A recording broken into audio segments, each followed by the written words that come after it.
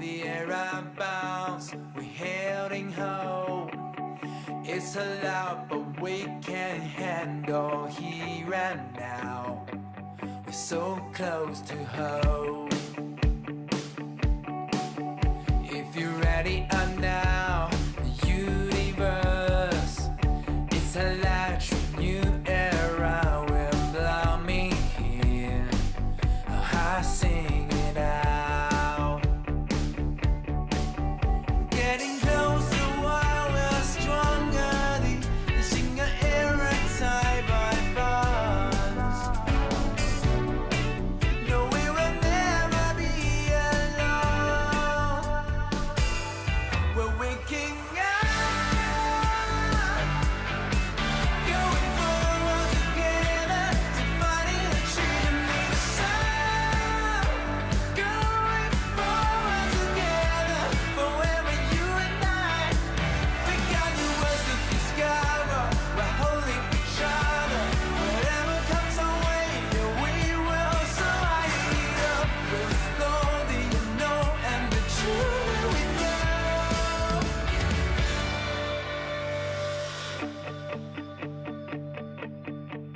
You can edit it now, you choose it all. It's contagious, you and I are tuning in. The earth sings aloud. Getting closer while we're stronger. The singer era tie by bars. No, we will never be alone.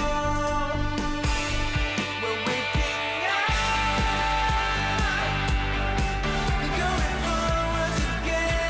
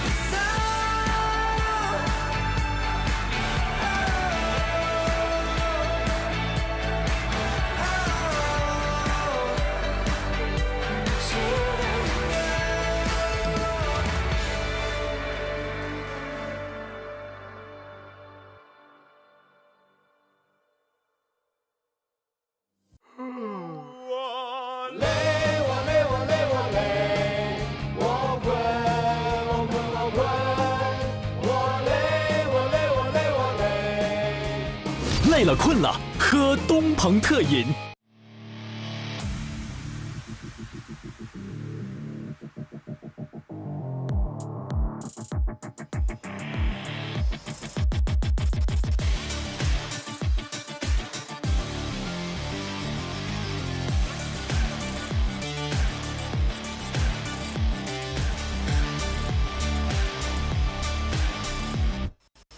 想赢就奥风 M6，上官方旗舰店搜奥风 M6电竞椅。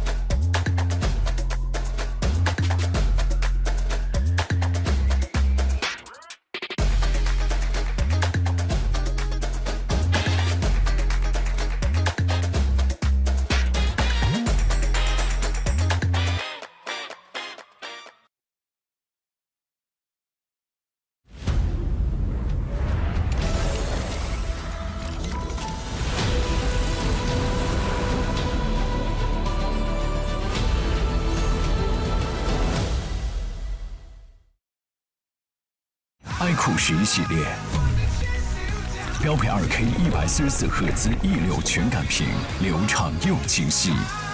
有机硅皮革，耐脏污、抗老化。全新自研芯片 VR 与第2代骁龙8强联手，影像电竞全面升级，200瓦超快闪充，充电快，续航久。iQOO 11系列，未来电竞悦享操控。关闭外来的杂音，找准内心的节奏。奥迪 Q4 e-tron，让真的感受从开始才开始。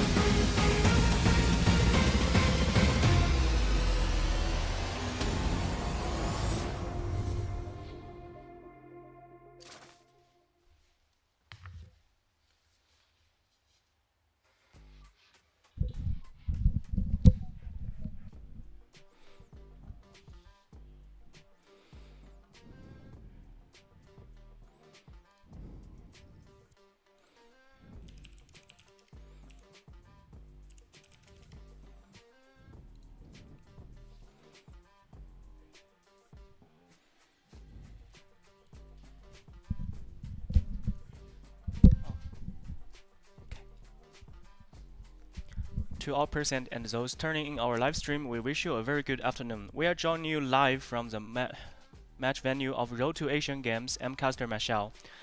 This competition is jointly organized by the Olympic Council of Asia and the Asia Electronic Sport Federation, operated by Digital Sport Esports Asia. First of all, I would like to thank our prestigious sponsors, File Audi Q4 i-tron, for strong support for the event. Special thanks to iCore 11, the official mobile game equipment of Road to Asia Games. The professional choice to empower victories embrace the thrill of control. Let's also thank our official support Omen. New Omen 16, new journey to the road of Asia Games. Let's also thank our official support AutoFu M6 official gaming chair partner to Road of Asian Games. Thanks to our official support East Rock for their support. We would also like to thank our official broadcast platforms Bilibili, Huya Live, Douyu Live, Kuaishou Games, China Mobile, Migu Channel, Tencent Video, Weibo, Xiaohongshu, YouTube, and Twitch for their support. Today we bring you Road to Asia Games Dota 2 event, and there is a group introduction on the screen. We have Southeast Asia, Thailand, Laos, Malaysia, Philippines, and Indonesia. East Asia, China, and China, Hong Kong. Central Asia, Iran, Kazakhstan, and there's today's matchup. First match will be Malaysia against Laos. The second match will be Thailand against Philippines on 14:30 GMT. And the third game will be Kazakhstan versus Jordan.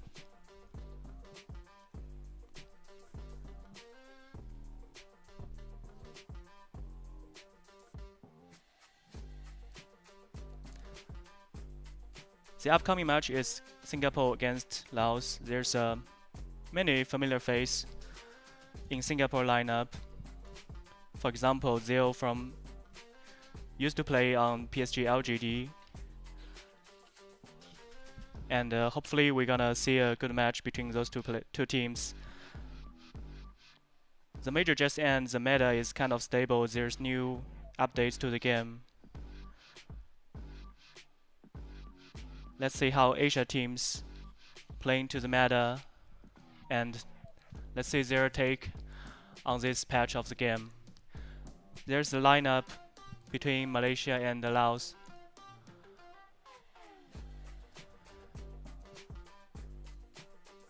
Garn is also a very familiar face if you follow DBC tournament. And yeah, let's hope these two teams perform their best today.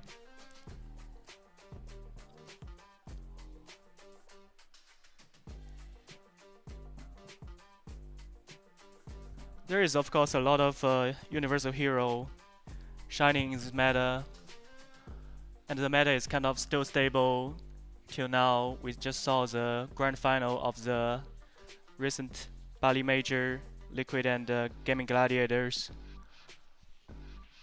Kind of interesting how the game gonna go today. I'm pretty sure a player gonna play their best, win the opportunity to represent for their own country on their shoulders.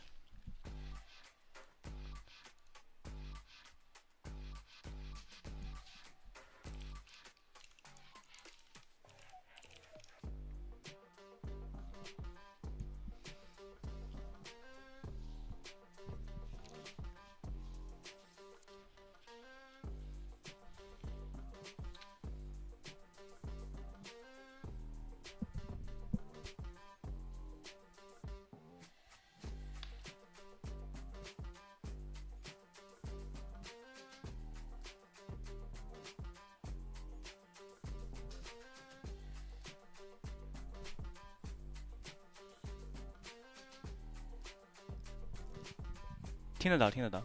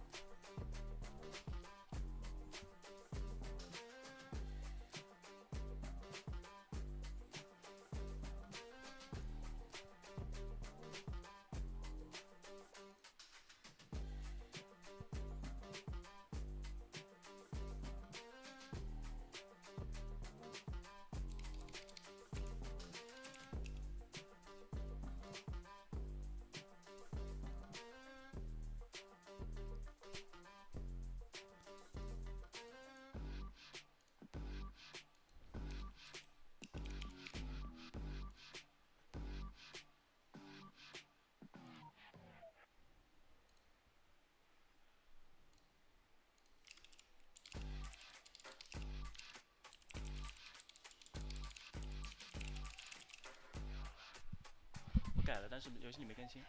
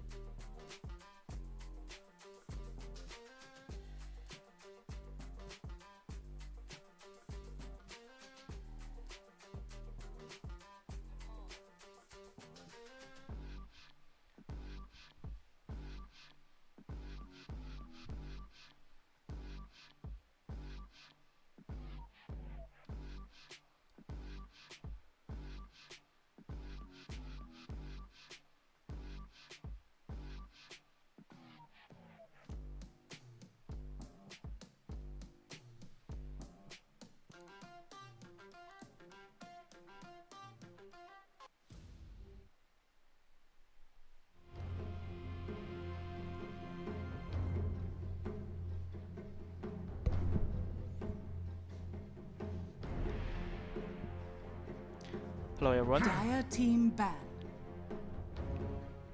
To all present and those turning in our live stream, we wish you a very good afternoon. We're now joining live to our match, the venue of the Road to Asia Games, and I'm your caster Marshall today, and we have Team Malaysia against Team Laos. 10 seconds remaining. And there's first 5 phase, we got seconds remaining. Undying and Pakana getting banned from Team Malaysia, Radiant team pick. and Pangolier getting banned, which is unusual ban, which leaves heroes like Techies out, and let's see what's Malaysia gonna pick. Undying is out as 10 well, seconds remaining. Dire team pick. and they go with first pick Techies, which is a very common pick in the just finished major. The hero is very versatile, has a strong late game potential. The only problem is it's lacking control in the 10 early seconds games. remaining. Dire team pick. Radiant team pick. And then we have Team Laos picking Bad Rider into Timbersaw. already having 2 cores. Of course, Bad Rider might play as a support as well. And we see the common counter pick to Timbersaw getting picked, Morphling from Team remaining. Malaysia,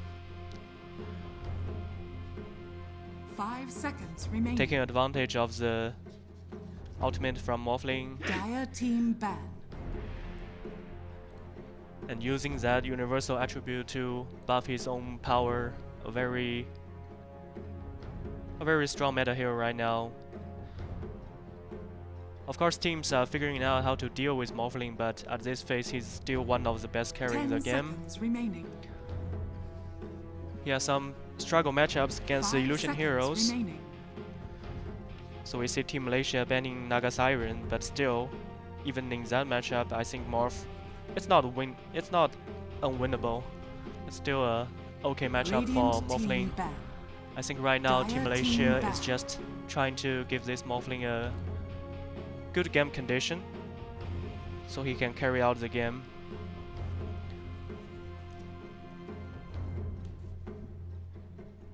Enigma getting banned as well. A decent laning hero with a strong team fight 10 potential. seconds remaining. 5 seconds remaining. With so many Beastmaster in the recent major, with the change of Aghanim's, a very strong team hero, also with the change of the map. His Hawk Vision is kind of crucial in the fights, especially in Roche team fights.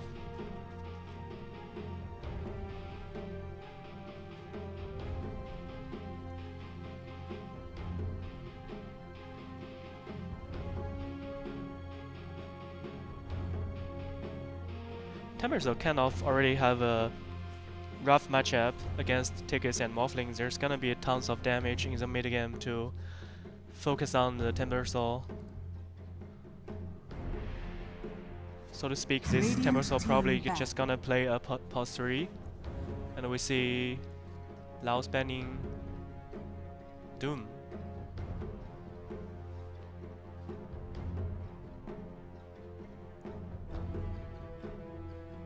Doom is a very strong late game, Dire and team his back. landing stage is rather unstable depending on which creep he can devour.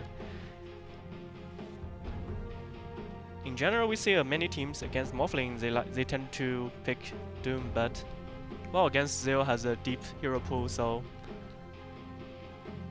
10 seconds remaining. Laos kind of respect the enemy position 3. 5 seconds remaining.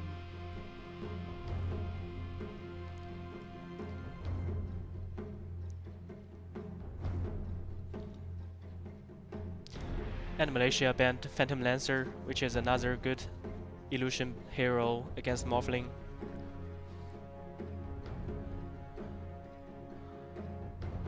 There's other counter picks to Dire Morphling team as pick. well, such as Jaw Ranger, but the hero has kind of fallen off the meta for a while. We saw Team Master picking Drow at Major, but it didn't really stand out too much. Allows banned Pug, a temporal mid. 10 seconds remaining.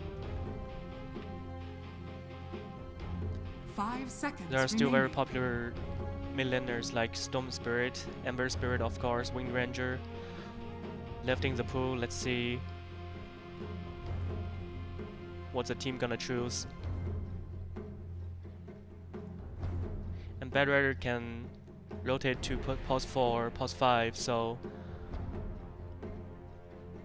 feels like this is gonna be a Timbersaw 3 Bad Rider support. You can leave the Timbersaw on the lane. He's a Radiant's strong team pick. solo laner. Picking up Rubik is a very good against Tekis. You can steal the mine, doing a lot of damage. And you have the lift, which is the instant control against Morphling. 10 seconds remaining. The only problem 5 if seconds. Bad Rider and Radiant Rubik team pick. are played as a support duo, Enchantress. is they lacking the ability to protect their carries.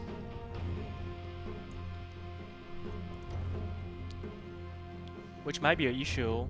Also in late game, Morphling just gonna stomp on your support. 10 seconds And Team remaining. Malaysia picked Enchantress, a very strong laner. 5 Have some late seconds game remaining. potential.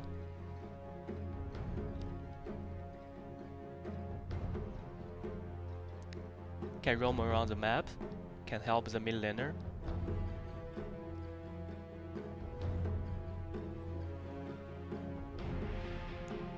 There's no really strong lockdowns from the first 3 heroes Malaysia draft, so I would like to say probably an Ember Spirit or Stone Spirit, just to bring up the tempo.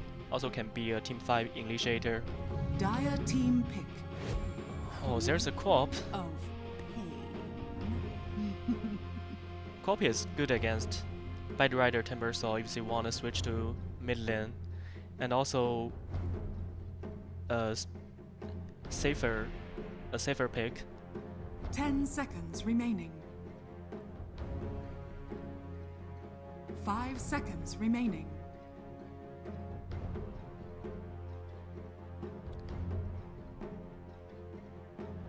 Which leaves a little concern because there's no real stuns in Team Malaysia's lineup. I would like to Radiant team see back. what they're gonna do with their pos 3 and Lao pick Bloodseeker, a very strong laner.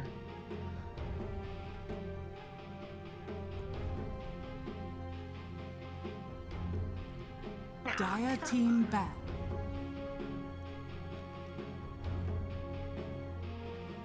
I guess since you pair Bloodseeker with either Ruby or Bad Rider, they're not the traditional very strong laning support. You want a carry who can stood out in the 10 lane against seconds techies, remaining. constantly harassment, and good base damage 5 seconds on the right remaining. click. You just want some heroes that can really sustain the lane, and yeah, Bloodseeker that is. The problem is Rapture is not really good against co-op or Morphling. They have some ways to Radiant team ban. mitigate the damage, Dire team ban. but you can say Laos, they're really trying to hit a certain timing in the mid game where all their carries can throw the spells to the enemy teams, and they have plenty of damage. 10 seconds remaining. Malaysia banning Radiant team pick. Meepo and Husker, sort of pocket hero, just don't want things to getting messy, and also respect their opponent's hero pool. Lao banning Visage and Mars. 10 seconds remaining. They'll need to play a 5 tempo seconds 3, remaining. right? At least with some control. With Mars being banned. Dire team pick. Oh, Mother. This is all in. Doesn't really have any control, but I guess a strong timing for Brood. Everyone's gonna rotate with Brood and leave half the map to Morph. Let Morph farm up and try to finish the game 10 around the seconds 30-40 minute remaining. mark. 5 seconds remaining. Choose your Primal hero. Beast. Tons of damage on Lao's lineup. Beast against co-op. Not a really... Beast cannot really contest co-op because of the dagger, but he can just trade the lane with Queen of Pain, just push the lane, get control of the rune, and he can rotate. We see good players, good mid laners playing Beast. They just rotate really early, try to gank the side lanes. Oh, this is... And Malaysia, they pick the lineup without any control. I guess they are really confident with their laning ability. WS is very famous for his high MMR as a very young talent player. Let's see how the match turns out.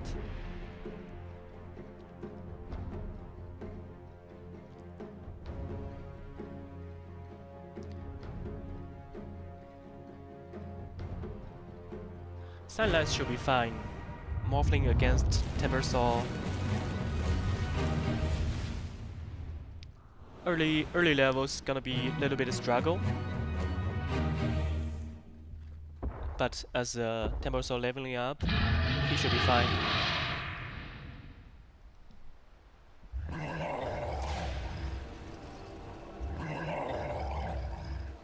Prepare for battle. Don't be mad. Fair.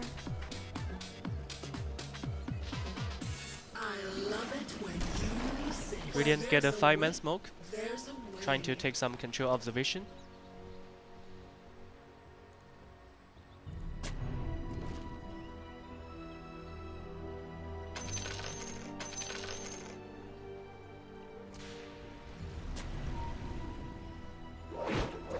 And there you go, Ruby getting slowed. It's gonna be first blood.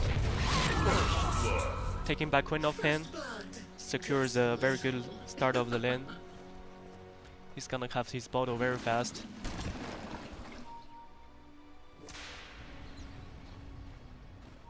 "30 seconds to battle."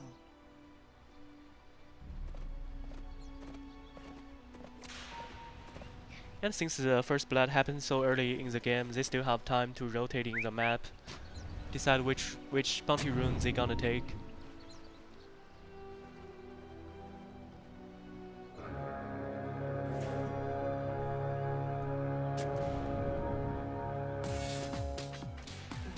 The battle begins. Get stomped by the beast. I just realized the spider didn't took his net, spinning web because he want to take the first blood, and now he's gonna struggle a little bit. Temper Soul getting slowed by the blood grenade. Another grenade. Let's see. There's a sticky bomb. Doesn't even need it. So not even a minute into the game, we got 3 kills already on board.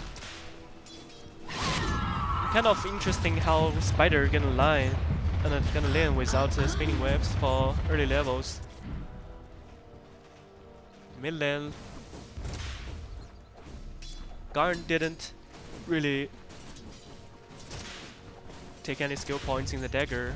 Let's see if he wanna just skip the dagger just to secure his farm, get more last hits.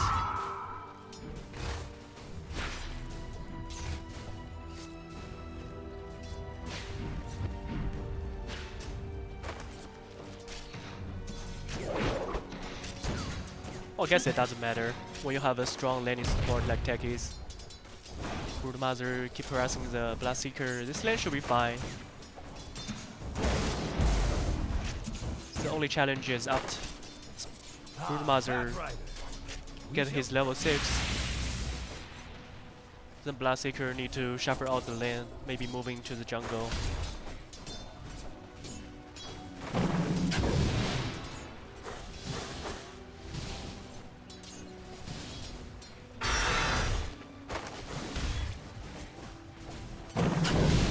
Bottom lane, Morphling's farm shouldn't really be contested.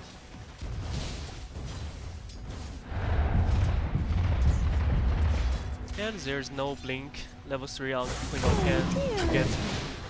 Whoa. And Enchantress, Zil, he was just pulling the creep and he just get killed by Rubik. By the Fatal Bolt. I guess it's a careless mistake and Rubik decided to be taken down by the neutral camp. Very nice counter. Here you go. It's gonna be a trade. Bloodseeker already get the speed stack up.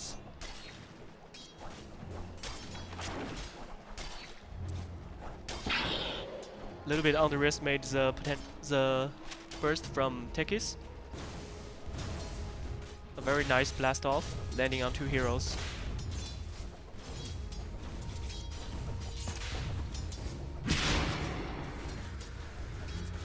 Level 2 dagger. Can slow down the beast. So his trample doesn't do as much damage as it could be.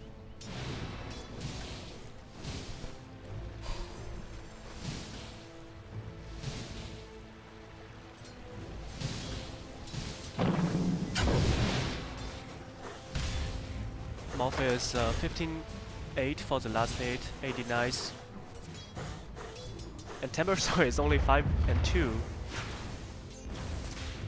Has to be a rough lane. He also picked Timbersaw very early in the draft.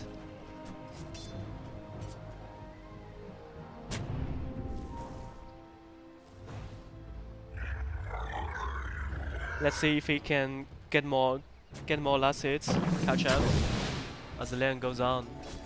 But it's kind of hard because Entrenchers have his neutral creep. Where are you going? And with the Blood Grenade, chain away, there's no really spell on the controlled creep. Still chasing. Morphling is very strong at this stage of the game. Zero is low on Radiant health, but he's fine this structures are time. fortified.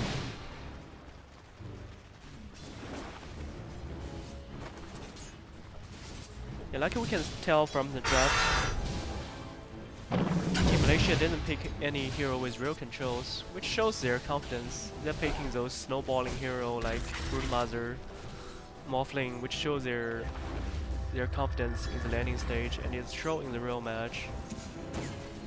I think 5 minutes into the game, it's safe to say all 3 lanes is went quite well for Team Malaysia.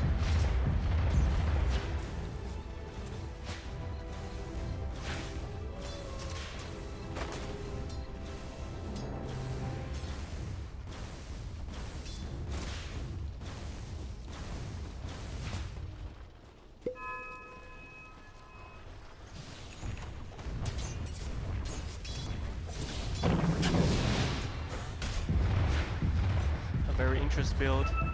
Queen of Pen go for Falcon Blade. You see that it didn't really feel any pressure in the lane. They build a stat item, can also provide a good mana regen.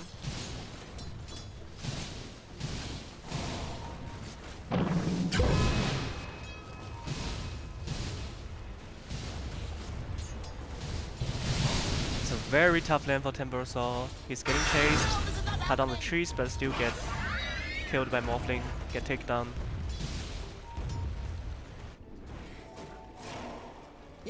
Dire's bottom tower is under attack. Laos have to probably thinking about how to maneuver with their mid laner, how to use Primal Beast. Still cannot kill Queen of Pen in the middle lane. She has Blink.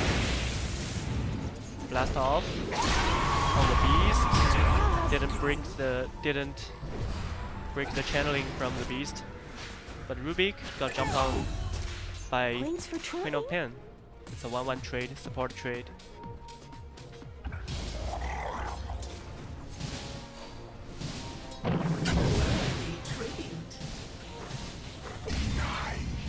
Add another to the tally.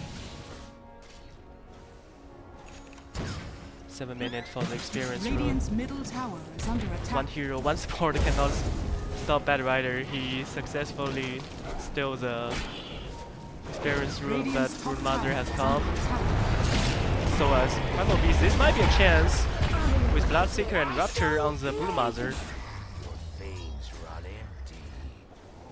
They not only take the rune, but they take down the Porphyry as well, trying to TP out, but here's the support trade. Blast off to stop the teleport.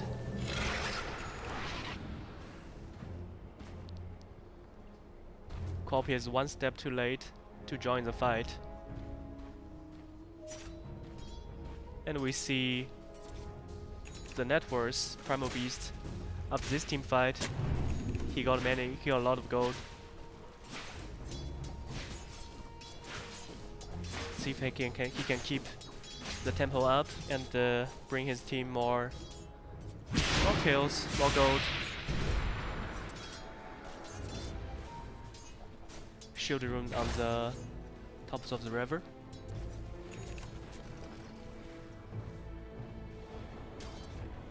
Corp has his ulti ready right now, and let's see if he wanna try to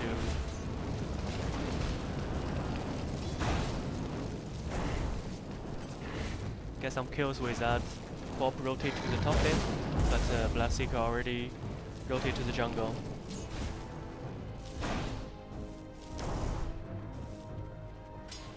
Dire's top tower is under attack. Radiant's middle tower is under attack.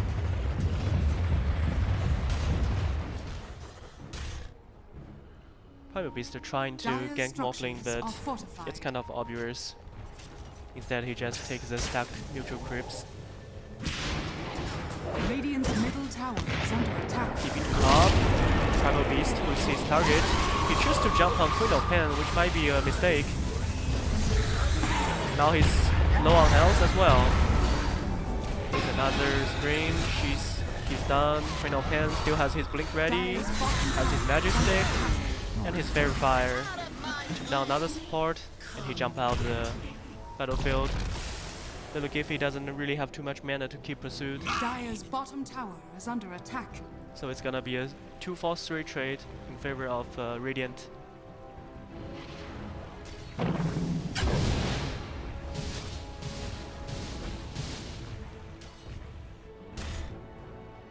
Maybe it's better to jump on Broodmother at the beginning, because you can't really threat Queen of Pen. Unless Rubik can lift Queen first, but then you still maybe struggle in Dire's damage middle tower to is burst under him out attack. in a short period of time. Gold is still in favor of Radiant by 2k.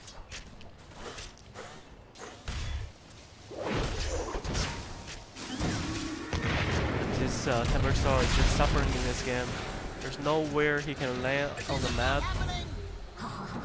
Dire's top tower is under attack. Oh, kiss the good And in mid lane they found young. enchanters. Dire's top tower has They're fallen. trying to soak up some experience in mid lane and tank the gank for his teammate. Radiant's middle tower is under attack.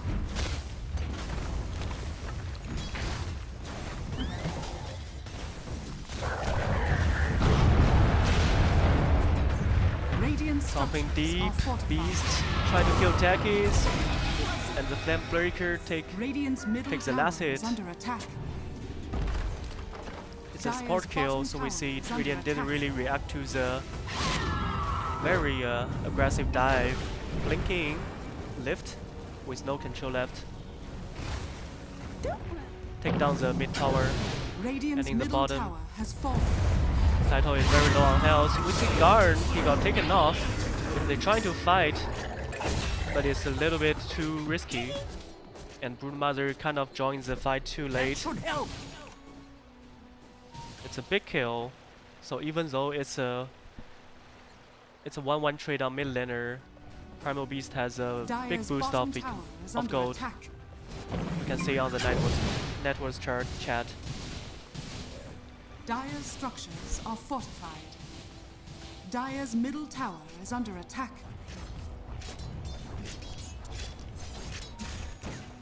Broodmother Radiant's rotate to the courier mid has lane, been trying killed. to take off the mid tower. Dire's middle tower is under attack. We see Morphling still landing on the bottom lane. This is very rare for Dire's carry middle in this tower patch. has fallen. Just demonstrate how good a game he's having right now with pick up Ava's rod. Where are you going? They've been able to take down the Bad Rider Zil, tanking some aggression from the enemy Rubik, but he's fine. Dire's bottom tower is under attack. Queen of Pen is building a Witchblade, trying to have a nice scaling into the late game. Dire are stacked. A lot of Atos, capture on the Broodmother with the bomb. Damage is still not enough. Here comes the Dire's Primal bottom Beast. tower has fallen. Huge damage. Taking down the Takis. It's an aggressive dive under tier 2 tower. With another control, I think it's probably... They probably can do it, but just at Nados, it's too risky. There's too much time for the enemy team to react to the gank. And on the other side, Nature poor Temple attend Sword us. just getting bullied again.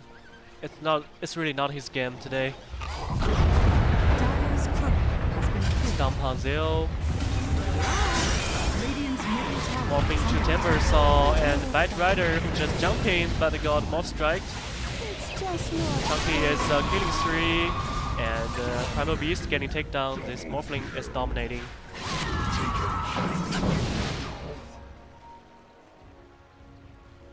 Dire's bottom tower is under attack. And the Timber Saw is just level 8.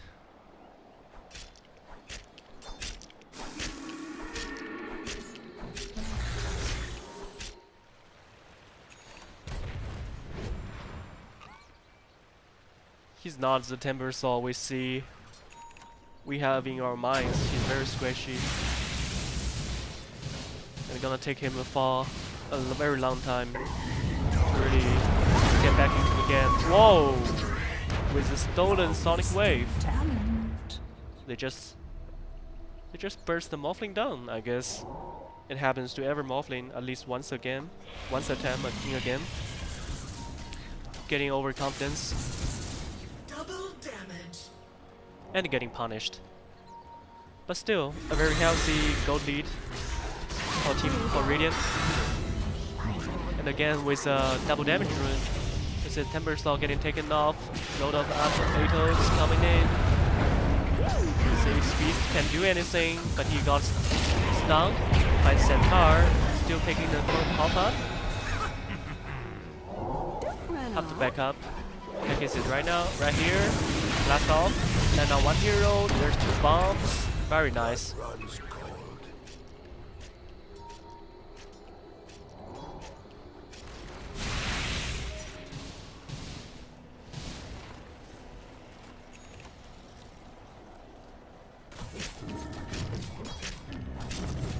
Just trading kill here and there, but Morphling is still keep farming. Gotcha. He went for the safer build, didn't rush for Manta, instead go for Lincoln's first. So Bad Rider cannot do anything, and yeah, it's gonna be hard to initiate on the Morphling. He probably just not gonna die in the real team fight. Let's see the replay. Where are you going? Yeah, Timber Saw is just way too on their farm. And they decide to jump back in, but I guess Guard was too aggressive.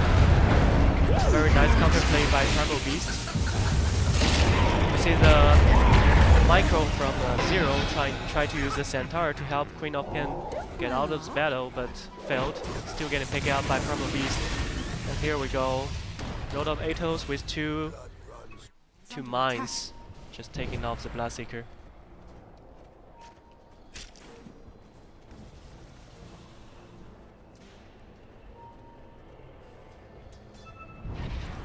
Bad Rider trying to scout, jump. Lasso on the Brewmaster, but Morphling is here. He's looking for the Temper Saw. Now he gets the Morph up and the blast off with a huge amount of damage. Proximity Mine here. Queen of Pen blink forward. He has a King Rune. There's nothing gonna stop those 2 cores. They were too flashy in this team fight. They blinking, blink out, Come on, sweeps Spikes. the battlefield with ease. Dire's top tower is under attack. Dire's structures are fortified. Radiant structures are fortified. Dire's top tower is under There's a attack. high ground vision from Dire side. It just so happens they didn't really fight on the elevation they have. The battlefield was separated by the Brewmaster. And Dire's Spiderlings top tower has giving fallen. a lot of extra information for Team Radiant.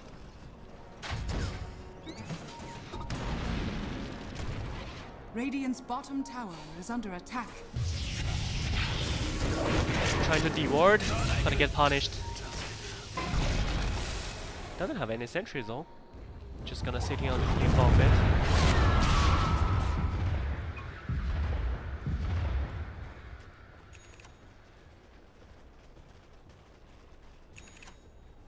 Primal Beast is trying to go for blocking bar. And his Morphling control, he did. Took him 3 minutes to build a brand new meta. It's a very farm and morphling game, and we see a 3-man smoke. Bad Rider has his lasso online. They going bottom, but they only gonna find enchanters, which is not an ideal pickup they want. And enchanters using the twin gates move to the top of the map. They're trying to take down Roche. Lots are aware of this. They have the scan, but it's too late.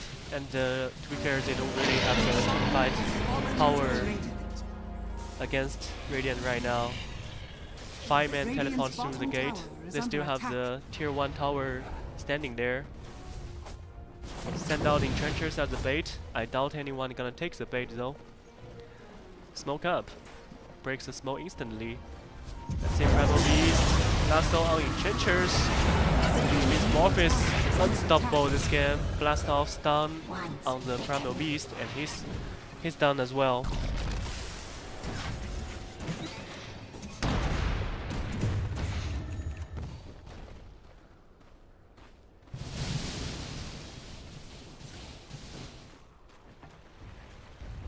Dire's bottom tower is under attack. I think once the Aghanims on Morphling is finished, this game is kind of over. Unless Laos can pull off some magic defense on the Dire's high bottom ground, tower which has is fallen. it's not really possible. But they still have Bad Rider, so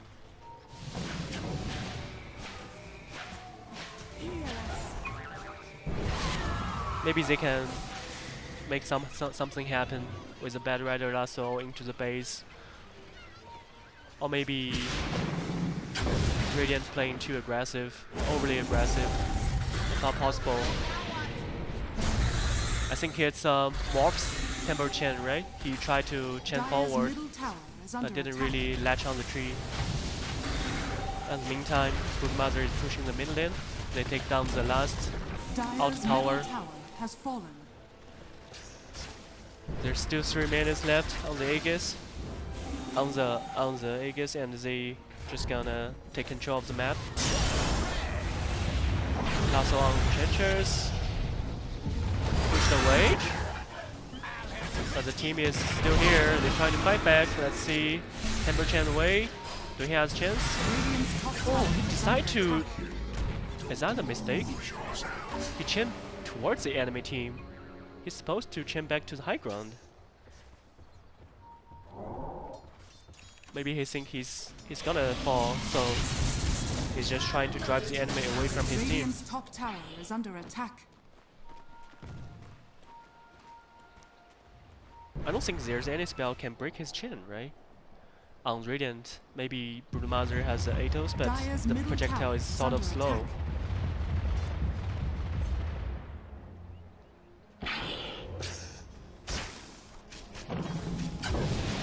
A very dominant performance from Radiant.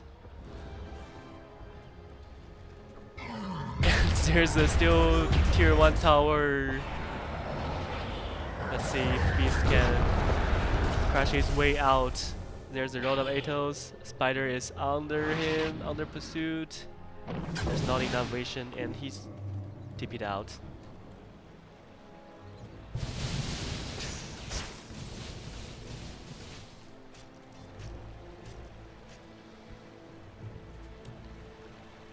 One minute left on Aegis for Morphling. He's gonna have his Aghanims, and if they wanna go, they can go. If they wanna be more patient, play more safer, they can wait for the next Roche. And they decide to push right now. Glyph is available. Bad Rider has back to the base. Break the Lincolns, trying to blink lasso, but immediately wave form out with the Queen of 10. Whoa, Morphling, onslaughting. He spent his Aegis, but I guess there's no more damage left on Dire side. Another waveform in. Morph his into full edgy and take down Rubik. 2 buyback from Dire side, Dire's trying to bottom defend their tower base. has fallen. There's still Glyph, but I don't think they can do anything. Bad Rider is extend his lasso. There's nothing they can do against this morph with Lincoln Sphere and Dire's Manta. bottom barracks has fallen.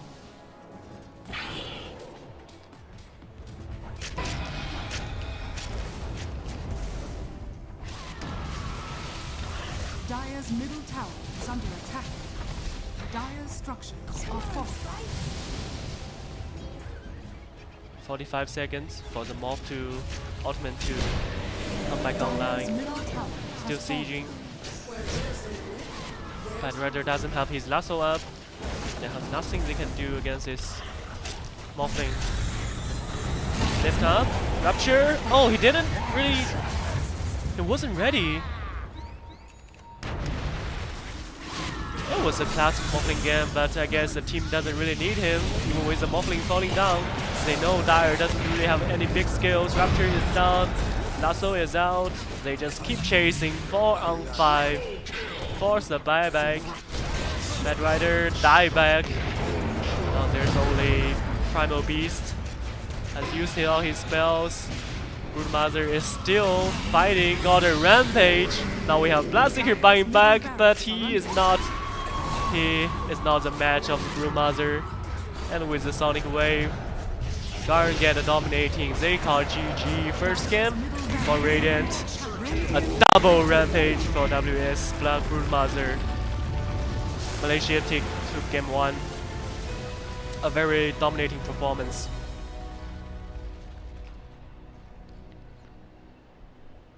And we'll be right back later with the game 2. See you later.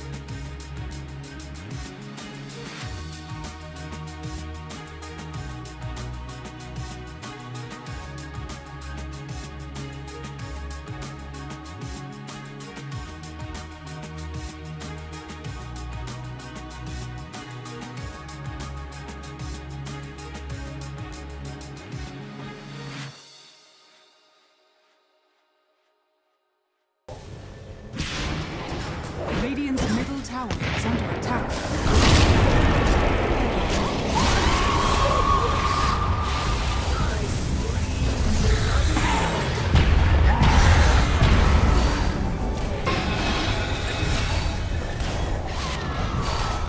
Dire's bottom tower is under attack.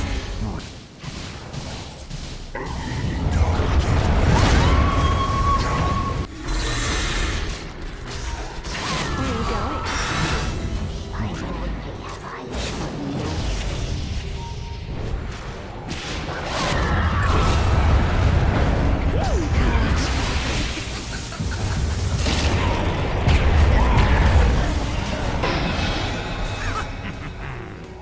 Don't run off.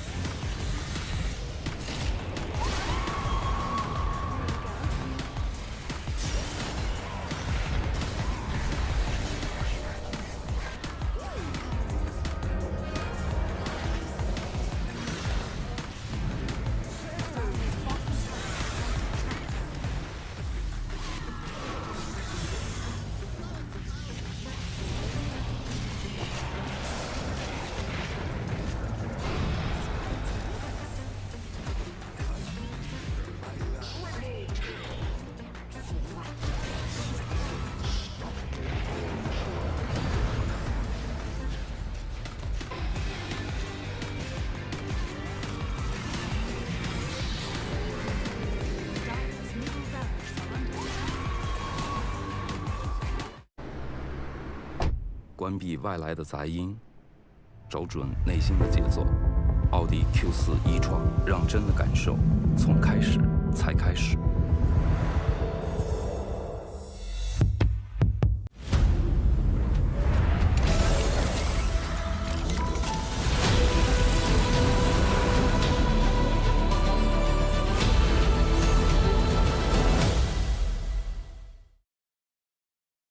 iQOO11系列，标配2K 144赫兹一流全感屏，流畅又清晰，有机硅皮革，耐脏污、抗老化。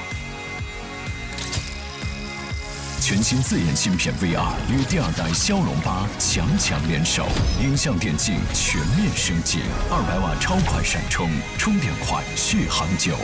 iQOO 11系列，未来电竞悦享操控。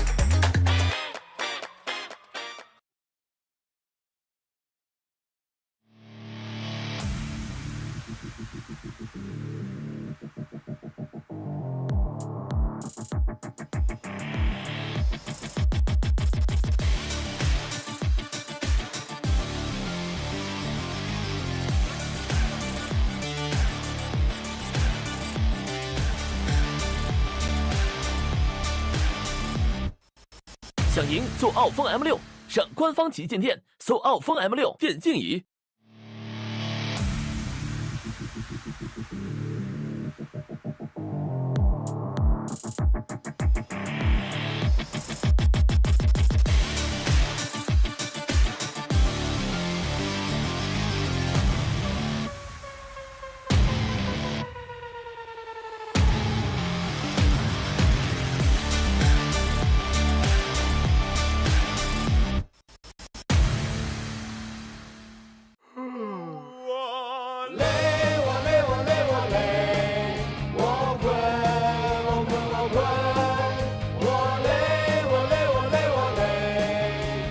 累了困了，喝东鹏特饮。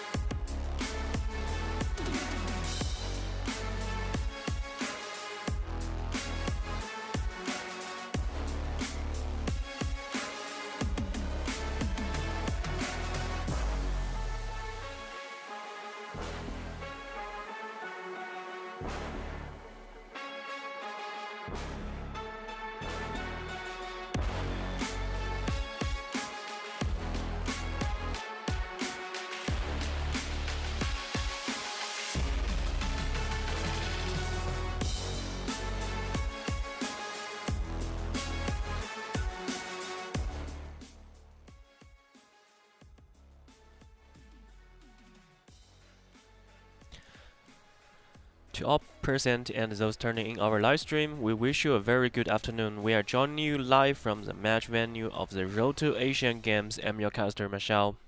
This competition is jointly organized by the Olympic Council of Asia and the Asia Electronic Sport Federation, operated by Digital Esports Asia. First of all, I would like to thank our prestigious sponsors for Audi Q4 e-tron for strong support for the event. Special thanks to iQOO 11, the official mobile game equipment of the RDAG, the professional choice to empower victory, embrace the thrill of control. Let us also thank our official spouse Omen, New Omen 16 New Journey to the Road of Asian Games. Let us also thank our official supporters Autofu M6, official gaming chair partner of the Road to Asia Games, Be Your Own Hero. Thanks to our official support Easter Rock. We would also like to thank our official broadcasting platform Bilibili, Huya Live, Douyu Live, Kuaishou Games, China Mobile, Migu channels, Tencent Video, Weibo, Xiaohongshu, YouTube, and Twitch for their support. Today is the Road to Asian Game Dota 2 project live, and this is the second best of 3 of the day. Today we're gonna have Thailand against Philippines. Last game, Laos forfeit the game 2, which makes Malaysia win the series by 2-0. This game is gonna be Thai against Philippines. There's still many familiar faces in the lineup, and hopefully we can have a good one. And I think we will have our draft on the way shortly. Let's see what's the game gonna be like. Last game we see Morphling, we see Timbersaw. All those heroes that appeared in the major play the same meta. Of course, the patch haven't changed. But I do wish we can have a fantastic game today.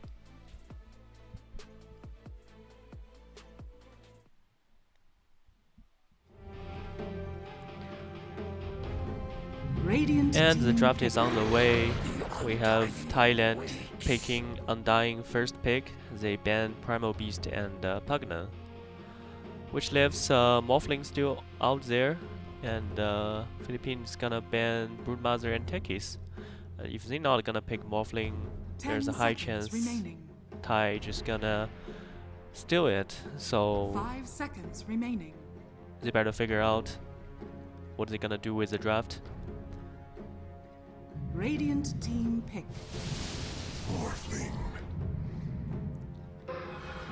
Morph that is, and Rubik. Rubik is a very flexible pick nowadays, and some teams will play it even as a position 5. A very versatile hero into the late game with Aghanims, has some team fight potential, but often depends on if he has a good spell to steal or not.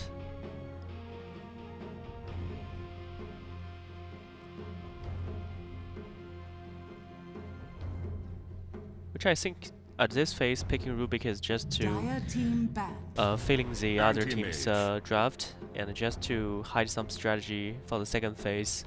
We see anti-mage first phase second pick from Thailand, which is quite surprising. Usually people pick it against Medusa. Sometimes, very rarely, we saw a position 3 anti-mage. The hero as a position 3 is just not a strong laner, and quite frankly, it's not a very common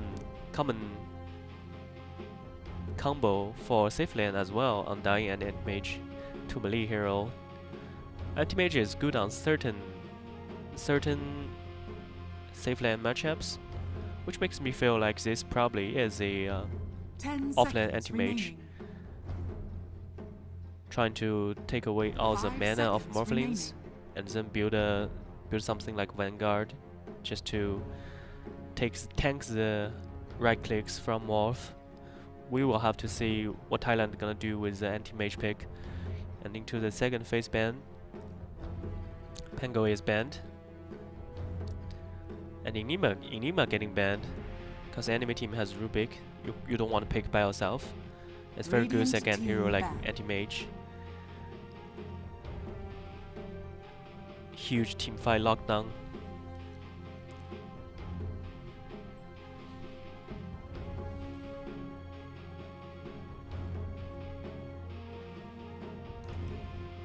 Ten seconds remaining. 5 seconds remaining.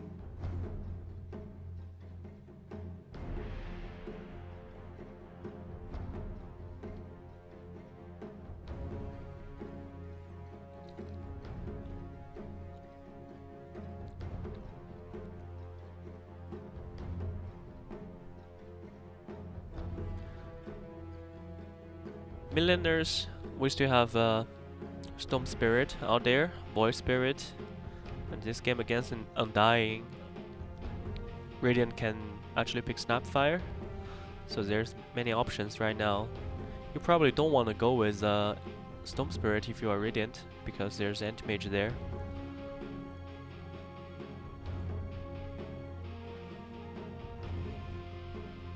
Taking a lot of time thinking about this ban.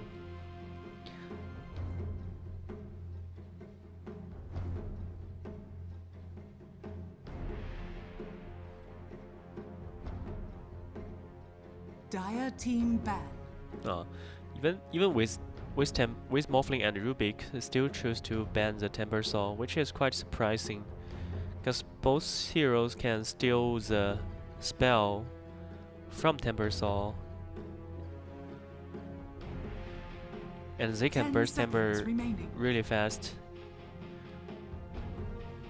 5 seconds remaining. It's quite surprising, but considering about the meta hero, probably they're more concerned about the early game. But we've seen the at last best of 3, even at the landing stage, Temper Saw is not really good Radiant against team Morphling.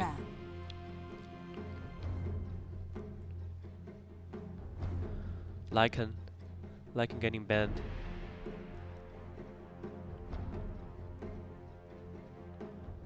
When Major started, no one really played Lycan. The heroes kind of went silent, 10 but seconds remaining. Liquid did, Zai did give the hero 5 seconds remaining. a fresh feeling. The way Lycan can maneuver around the map with the shard, wolf into the lane. Radiant It's really a team pick. nice control of tempo kind of hero.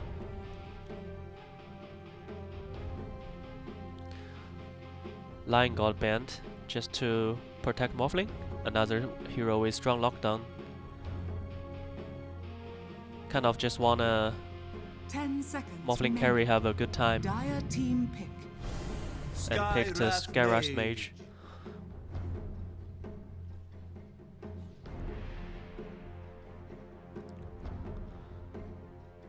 Early game is very good against Anti-Mage with Asian Seal. Of course, later 10 on, seconds Anti-Mage remaining. builds Manta and has gear, can just jump in 5 and kill all seconds remaining. two supports from Radiant team. But early game aggression, also a strong laner.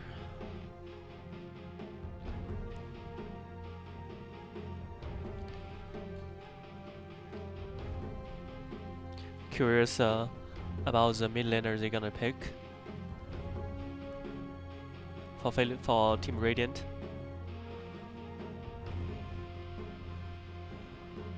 Dire team pick. Well, Snapfire got taken.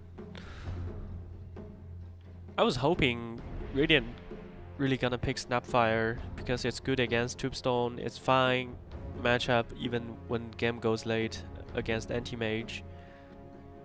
10 seconds remaining. 5 seconds It's a remaining. strong team fight. Every time the Voldemort's Kiss is online, you just smoke and go to side lane and try to gank for your teammate. We still don't know if this Snapfire is playing core or playing support. It's up to this pick.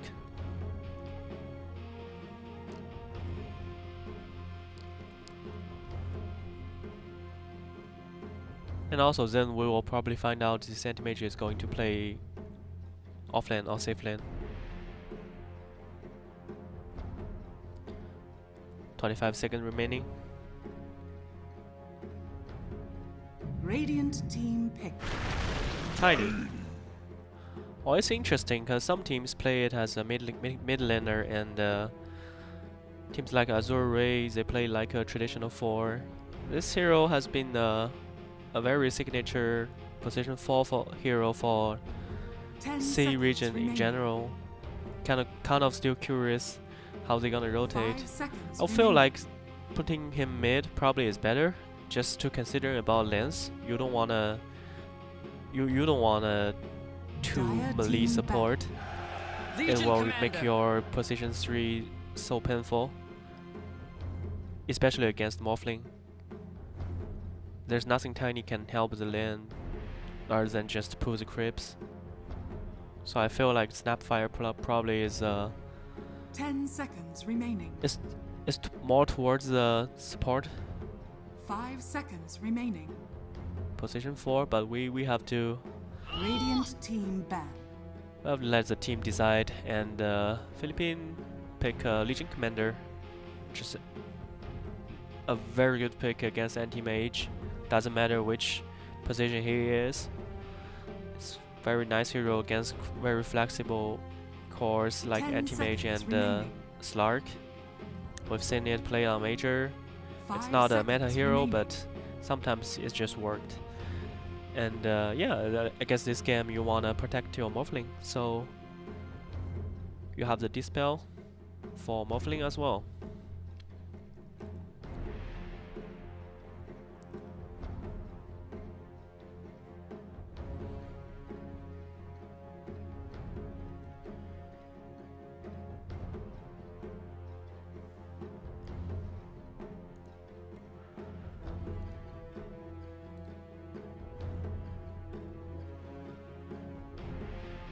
Dire team ban.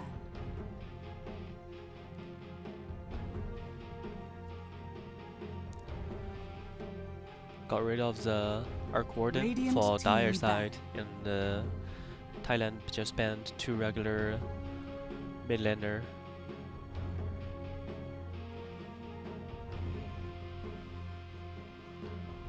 There's still heroes like Storm Spirit and Puck left in the pool, but it's countered by 10 anti-mage. seconds So remaining. let's see what Radiant wanna pick as a mid laner. 5 seconds remaining. As they still think this anti-mage is playing post 3, so they're still trying to ban the ban carries, and then probably PL. Phantom Lancer is still out there.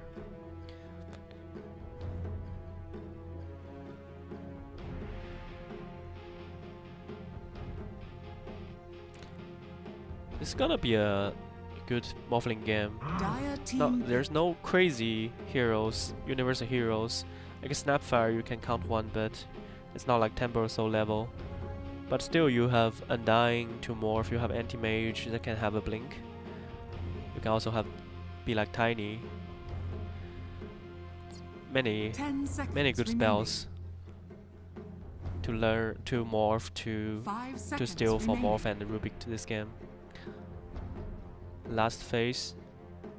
Radiant Second last pick team from pick. Thailand. I picked Medusa.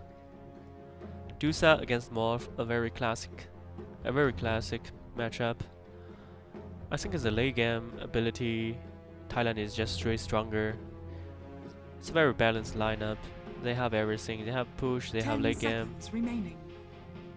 The landing stage might be a little bit problem, but 5 seconds remaining. their draft's emphasis was towards the late game.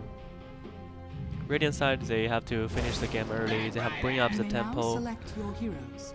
which they pick Bad Rider. I think is a perfect pick for this kind of situation. Just wait for the 25-minute mark, wait for everything is ready on Morphling, get the Roche, control the Roche, and yeah, and just try to finish the game from there.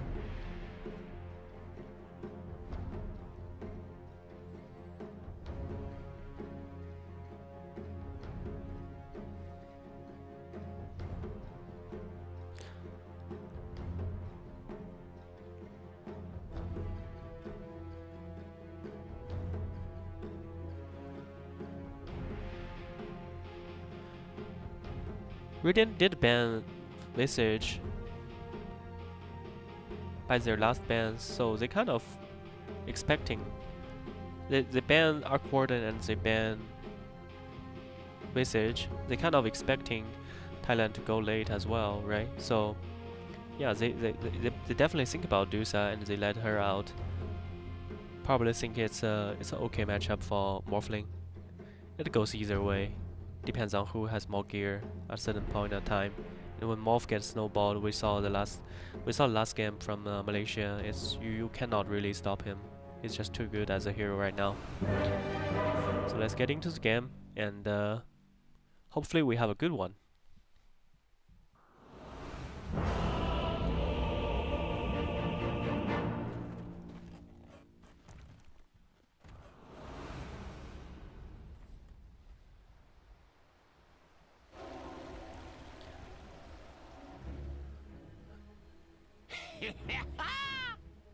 Are you even trying? Both teams smoked, trying to bring up the tempo. Boiling rage.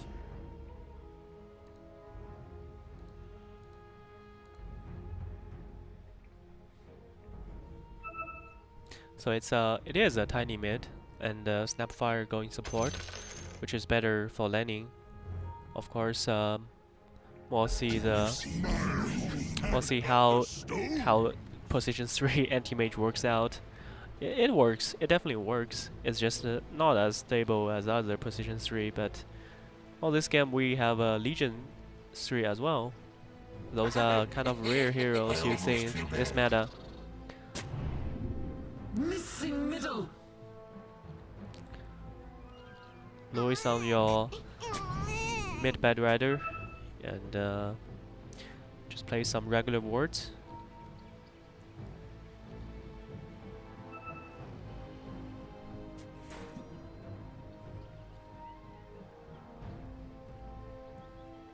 See if they can catch someone. You have Skyras Mage. It's very good at level 1 team fight with his 30 seconds to battle. concursive shot.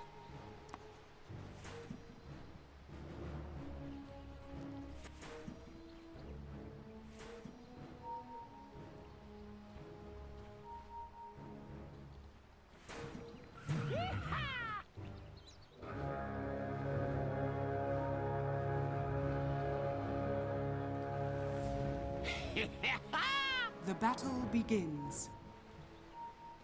Well, it's Dusa.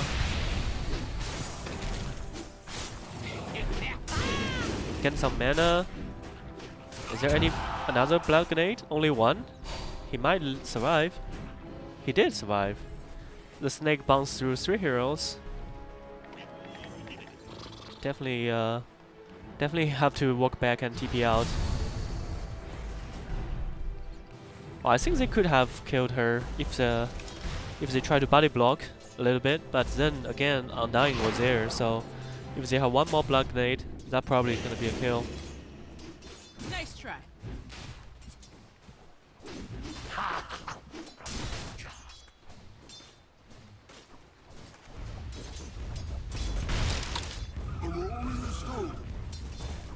Tiny against Bad Rider.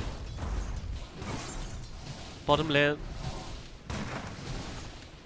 trying to bring Morphling's health down a little bit.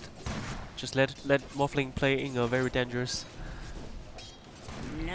zone of health and see if Snapfire can catch Morphling in surprise.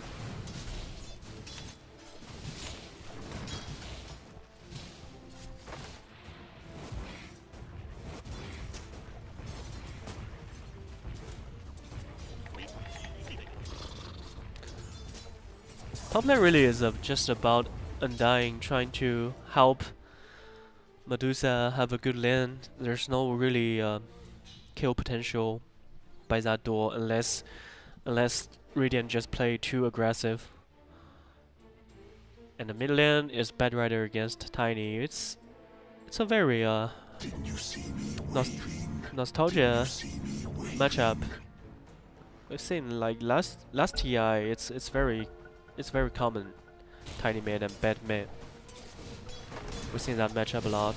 I don't think the hero changed that much. There's some small nerfs here and there for Bad Rider. It's still what it is.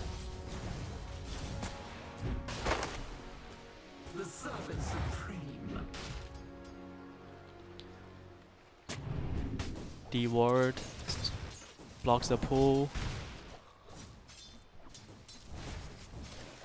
Bad has some struggle against Tiny. Apparently he doesn't have that much of a attack.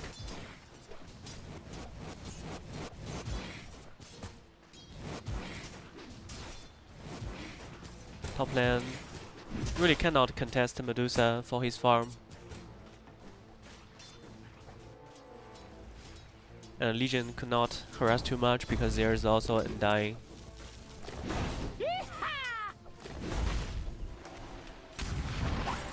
Bottom lane, find a chance. Stun onto the Skyras. Throw a great grenade before he died, but there's no way to kill the Snapfire. Kills Tombstone first, and then still have 9 charges. Undying is tanking a lot of damage from the creep. That's a careless mistake. 6-1 charge on Morphling, and Skyras Mage probably should bring some consumables to the lane as well. Getting off a Sao and still have the charges, 1 charges. Yeah, Morphe is playing very confident. We've seen multiple times while he has his health very low, but he's still keeping his composure.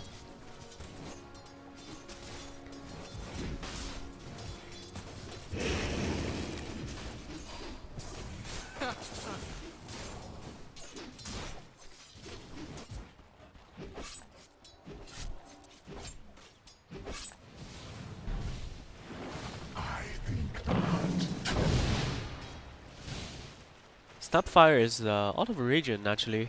See if he wanna go back, TP out, trying to feed the bottle for mid laner. We see Tiny in this game doesn't really prioritize bottle too early. Of course he's against Bad Rider, so he went to brown boots first, which makes sense as well. And quite surprisingly, Bad Rider is doing okay last hit on low levels. Despite Tiny has a 20 attack damage advantage, he's still doing fine on last hitting.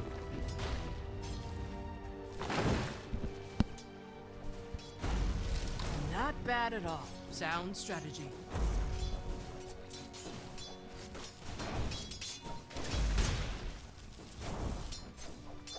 Bad is going boot up travel first, which is very normal for carry Hunting bounties. Bad. And well, there's only 1 range creep.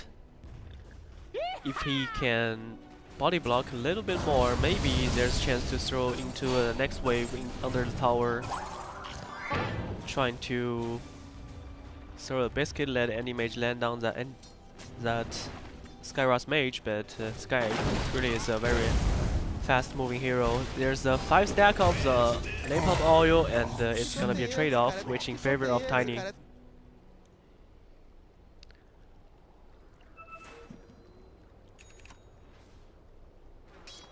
Such a good for Tiny, so good for Tiny because he's a little bit under last hit, under farm, and yeah, he got the experience and bail out. Now he's gonna TP back to the lane with a full. Radiant's middle tower is under attack. With full strength, and shield rune spawn on top. Not really for these 2 mid lane heroes, I don't think it's gonna matter too much. They're probably still gonna stay in their lane to farm a little bit. I didn't see 2 minutes dark camped for Radiant as well. Usually you wanna play this Bad Rider, you wanna have a lot of stacked neutrals. I guess Porta's too busy. There's a Lotus on Morphling. He used it. Don't think there's enough damage, but then here comes the Undying with the Zombies and the Slow from the Blood Grenade and another Biscuit. There might be a chance. The damage was low, but they are wearing this Morphling down little by little. Under the tower, Anti-Mage with the Vanguard can tank the tower, no problem. And there you go. Finally take down the Morphling.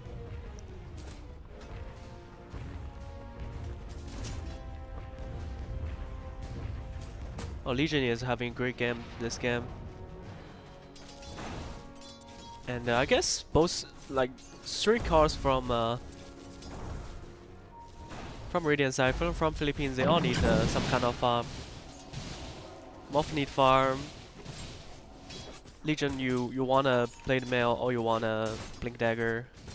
This game, he prioritizes Blade Mail, which is a nice item, give you good attribute, also bring up your farm. So understandable. Probably it's because he probably think even if he got a blink first, Bad Rider is not gonna be able to join the fight. Or maybe they just wanna play the game slow, just wait for Morph to get a little bit more farmed. Bad Rider definitely need times to farm some neutral camps. And we've seen already a offensive ward from Dire side.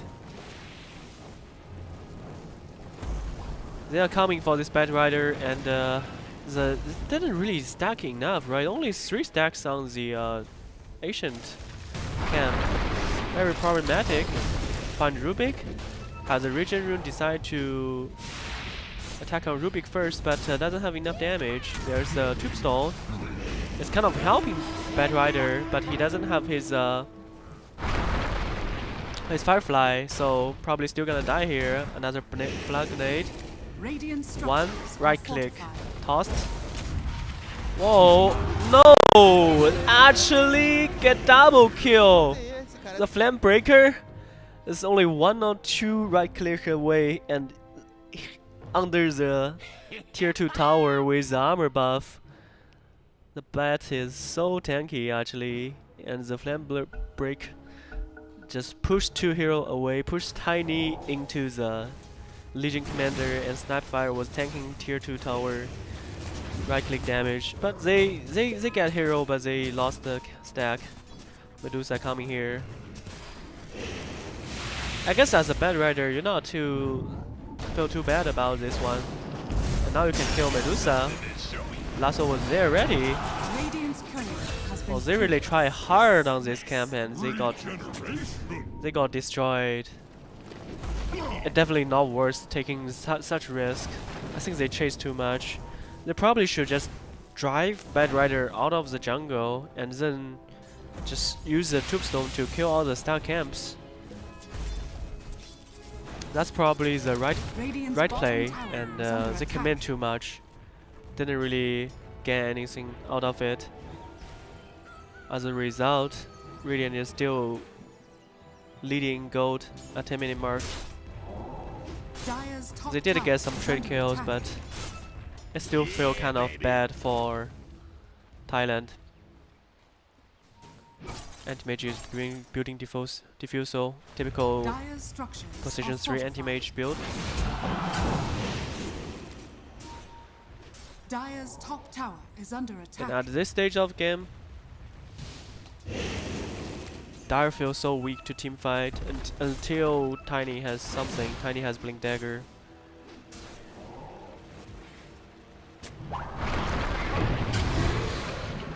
Nice VT combo, and here Tombstone into a Mana Void from Anti-Mage. But the kill goes to Undying. Yeah, they still don't feel good. It looks very good as a Blink Dagger first appearance, but still. Snapfire doesn't have his level 6. Now they do. See if they can do something with Multiverse Kiss.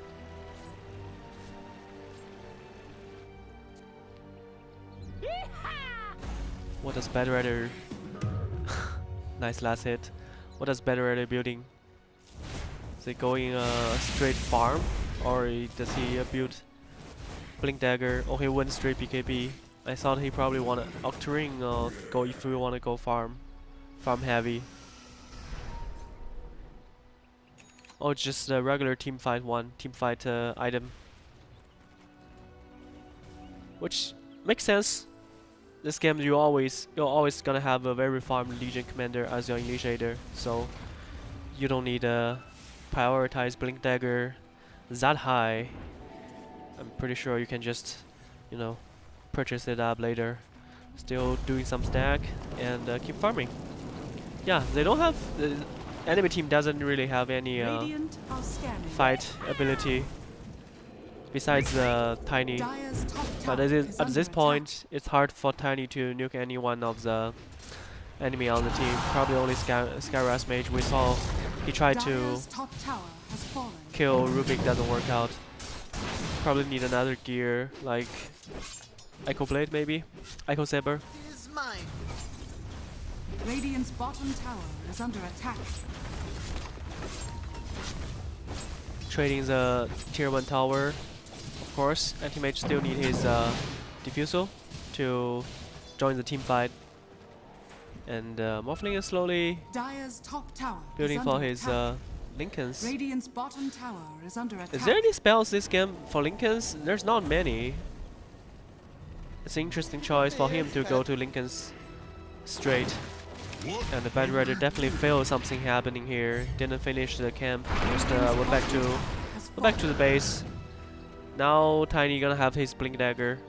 Also, so last team fight was it was a biscuit, right? Biscuit into the stun into toss combo. Yeah, it's a cookie.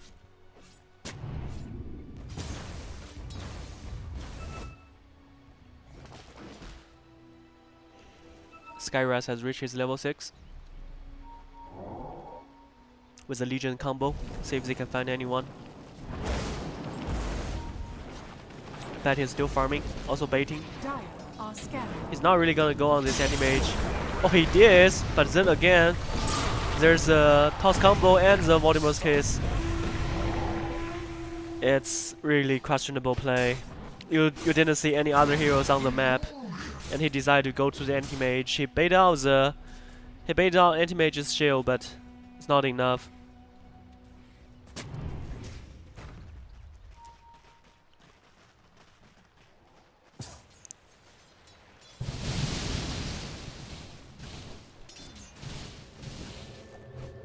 I guess Radiance are playing a little bit loose with the Blink Dagger, smoked, comboed to morph, but yeah, damage is not enough.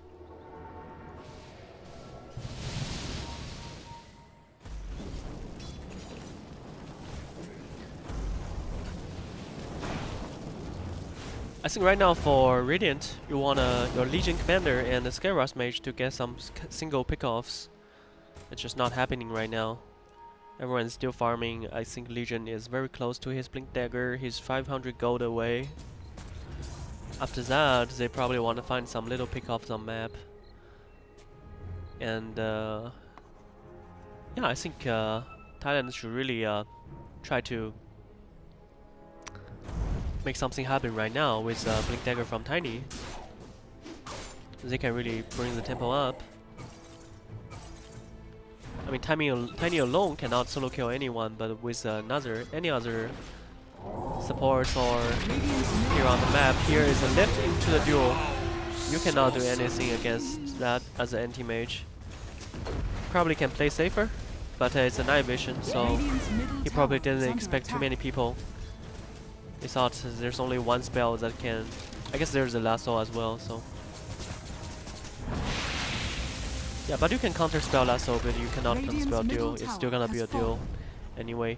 3-man smoke, even as anti-mage was still in the fountain, counting seconds. There's a ward top spot Morphling, and here we go. There's no blink avalanche though, just walking to his face, try to use the damage to kill him, and they did it. Morph didn't. Morph going. Okay, Rubik is here. What? Radiant's middle Trying to tower steal some is under good attack. spells and feed his life to anti-mage. They got to retreat. Yeah, so there's still some chance for the Morphling to survive if he learn his ulti morph and he transfer into turn himself into a tiny, then probably use avalanche to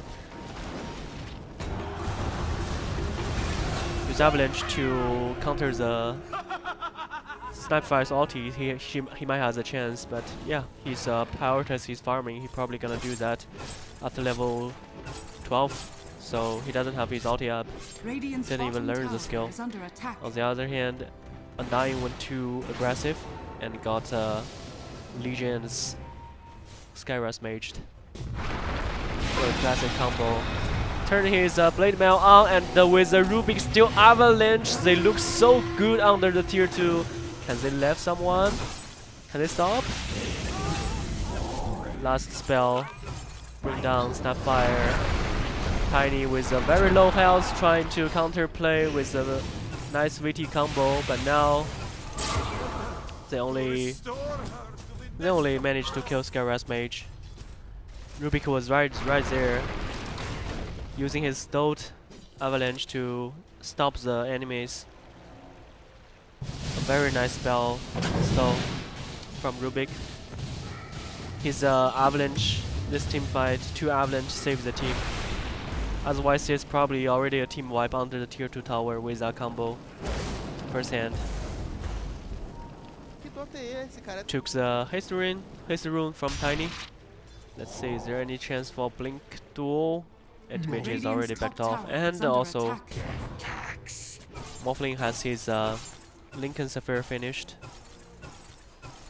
Anti-mage is going for Manta style next.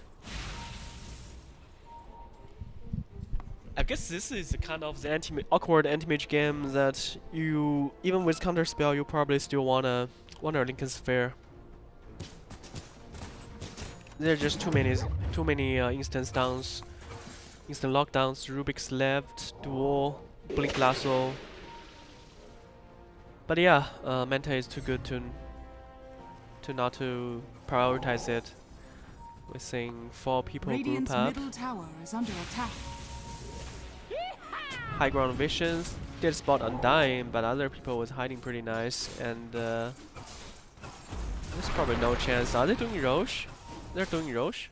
No, they're just wandering around. They're trying to D-ward, but then Bad Rider with Skyras ultimate, and on the backlane we see a very nice jumping duel against Undying from Jewel. So there's only anti-mage left. And Tiny is just coming too late. He just joined the fight, and his support is already dead. Those 2 supports are very important in the team fight. One has a kiss, and another one has tombstone. It's kind of, you know, you cannot win the team fights with those 2 support to get destroyed at the start of the fight. Try to nuke the Morphling, but not enough damage. For the effort.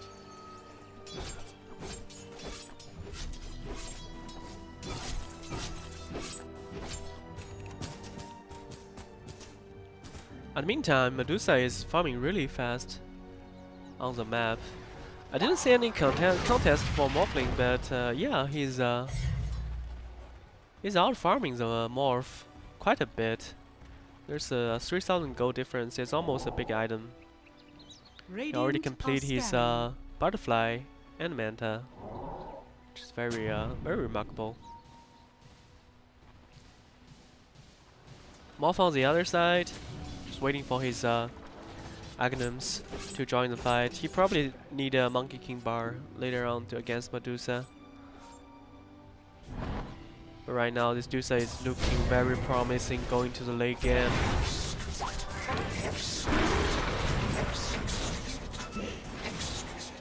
Mine. Radiant's still trying to find some pickoffs in the Dire jungle, but they are actually Dire is actually doing the Roche right now, and with no contest. probably give it to Medusa. Dire are scanning. She already has many gears.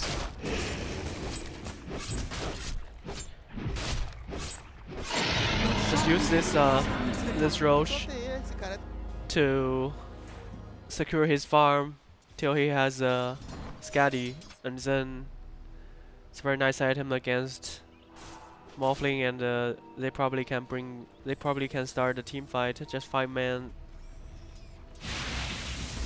death ball rolling to team Radiant's bottom Team tower Philippine. is under attack. Dire's top tower is under attack. Illusion. Radiant structures are fortified. Very confident. Medusa just tanks the Radiant's tower. bottom tower is under attack. We see a 4-man smoke, and Morph is still in mid. See the initiate. We got Snapfire into the Skyras Mage ulti. Very easy take down the support. Yeah, it's a little bit separate for Thailand. There's too many distance between each other. You cannot really help anyone, especially with the strong opening initiates Team Philippine has. Rubik got his own Blink Dagger, and Medusa is halfway to his Scotty.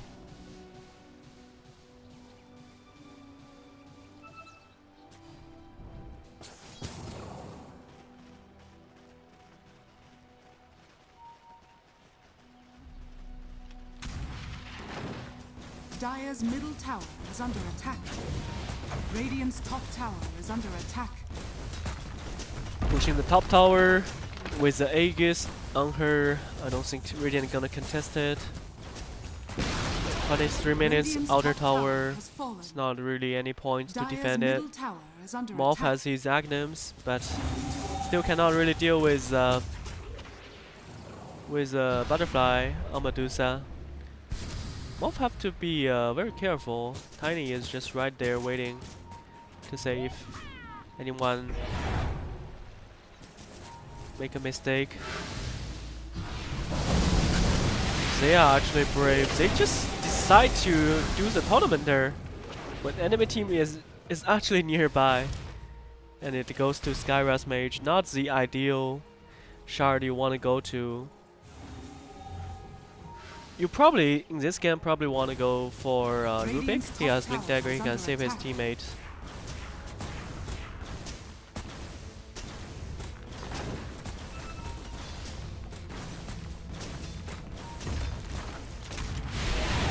That's probably the best one. The second best one probably is Bad Riders. Radiant's top tower is under Another attack. smoke. Dire's bottom tower is under Moving attack. towards the Radiant main jungle. Didn't find anyone. Skyras Mage is checking Radiant's the top river tower rune, has fallen. and they Dire's just show bottom themselves. tower is under attack. Rubik stole the avalanche again. A very nice spell. Radiant's middle tower is under attack. Anti-Mage has downed his Manta Steel. Dire's bottom tower is under attack. I just don't care. Just push with Dusa, and Dusa already gonna have his Eye of Skadi after this Radiant wave. structures are fortified. Dire's bottom tower is under attack. Radiant's middle tower has fallen. So 1 minute left for Aegis. Let's see if they wanna pressure the high ground a little bit. We saw Morphling just don't really wanna go. What's going on? He actually looked back, and now he's dead. Well, Anti-Mage popped his Manta Steel and getting stomped by the Centaur, and the Morphling just probably just gonna wanna go back. Radiant's bottom tower Maybe is under Morph, attack. maybe use his cast his ulti or do anything, but he should just wait from out. Lasso on Anti-Mage, and then the duel. Even though there's a little communication arrow, the Skyras Mage doesn't really connect, but they fine. Trying to chase down a nice Fatal Void from Radiant's Rubik to take middle down tower the is under attack. Snapfire, and now is Wait, is the Aegis actually gonna run out? It's only 10 seconds. This is a huge chance if they manage to catch up. The Medusa does have the Radiant TP are scroll. scanning. It's night vision. They don't really have any protective ward in their own jungle, so Dusa get away with it. Very lucky. It was actually dangerous. It was actually so dangerous. Radiant's middle There's tower a is aggressive under ward. attack. Spot out the Undying. He just tanks the death for Medusa. 2 TPs. I don't think you can. Wow, he has BKB. And another blink duel, but doesn't have enough damage, and probably gonna end up fading himself. Flame Breaker, Morphling joined the fight. Does Dusa have ulti? Dusa does not have ulti, but at this point, Morph is no match against this Medusa with Skadi. Morph still trying to bring down Tiny, but Tiny Poppy's BKB with his low health. He still have Avalanche, he can blink forward. No one else is running from Radiant side. Skyras Mage just TP out. There's no Mana Void used in the start of the team fight. And at the end of the day, only Legion Commander is down. That was after the communication, right? Team want to move back, but I think they just overestimated the strength from Morphling. He's not ready right now. He cannot man fight this Medusa. They cannot bring down this Medusa. They have to use everything. They have to use duel. They have to use lasso and Skyras Mage ulti, which is kind of not ideal. But yeah, with the blink BKB duel, they did take down the Tiny, and it's a long time BKB. Is under attack. He got Stone Gazed, he still managed to work out. Now can they kill with Mystic Flare? Still not enough. Morphling doesn't have enough damage. It was close, but Structures are fortified. they cannot take down Anti-Mage. But this is not about Anti-Mage, it's about Dusa sieging your Rex, and you just doesn't have an answer. Radiant's bottom barracks has fallen. It's a very easy game for Medusa.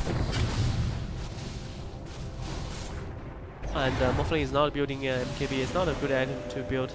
Morphling, you never really want to go MKB too early. He's going to Butterfly as well, so I guess the team fight strategy is just trade off everyone, right? Because Dusa is kind of a slow hero. Have to have his team working around her, so just take off every other teammates from Medusa and then deal with her later.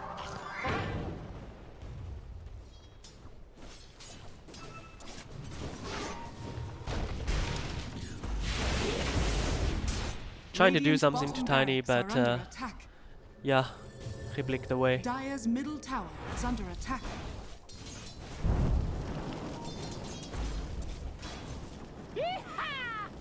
With one lane of Rex advantage, let's see how this game gonna keep playing, and Dusa gonna have his Daedalus. It's he's ready. He's already ready. He has everything he needs in this game, and he hit very hard. He has Skadi as well. Now he has crits. It's just a very scary carry right now. Day vision, they probably already spotted Dusa, right? They definitely they definitely know. They saw her career, but team is ready. Undying just broke the smoke. Whoa, he pushed himself on the high ground. It's awkward, and the Skyras Mage just got deleted by the Avalanche combo from Tiny. They have to back off. There's no chance they're gonna win this team fight. It's too bad. Anti-Mage, keep Morph in touch and burn all his mana with the crits from Medusa. With the Mana Void, they take down the Morph. This game probably is over. Morph is dead for 50 seconds, and they can back off to take Roche, or they can just go straight to another set of Rex. And with the 2 lane of Rex, it feels very nice as the Medusa lineup. Like I said, they already have better scaling late game, and they are having a huge advantage right now. Middle barracks are under attack. It's just really awkward. I don't know. Support has ward, has vision ward. They probably should just ward the high ground first, right? Instead of letting your Legion commander just blind jumping onto the high ground. It's just so awkward, and it also shows the position of the support. It's kind of just a very disaster way to start a team fight if you are Radiant, if you are Philippines.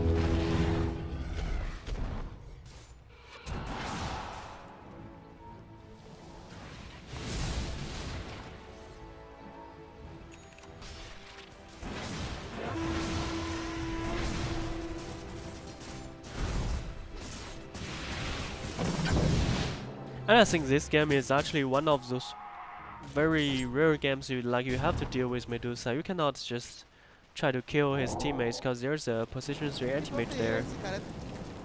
See you later, nerds. Anti-mage is just so annoying for Morphlin.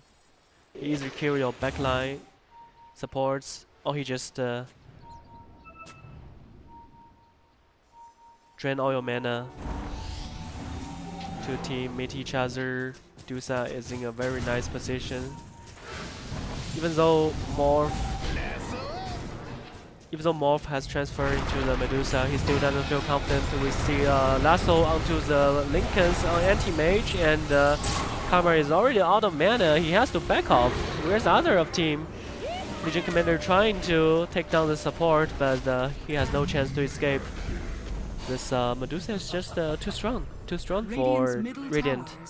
They have to fall back. Nice avalanche combo, catching 2 cores.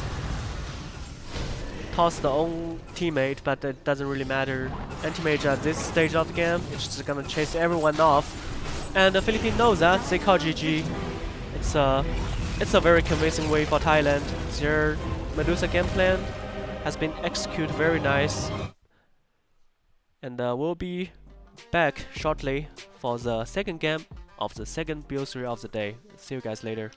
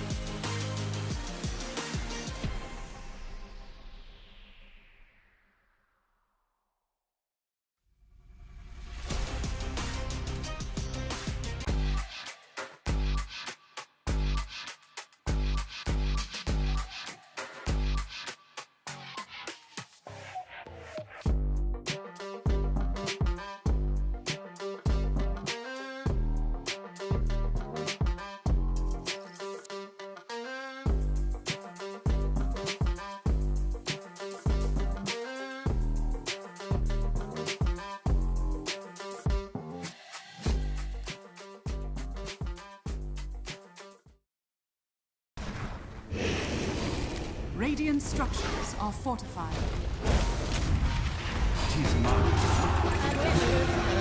Are scanning.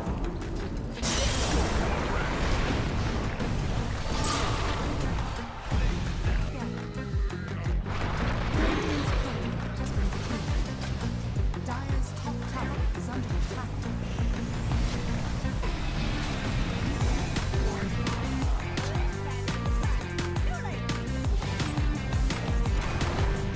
Radiant's middle tower is under attack.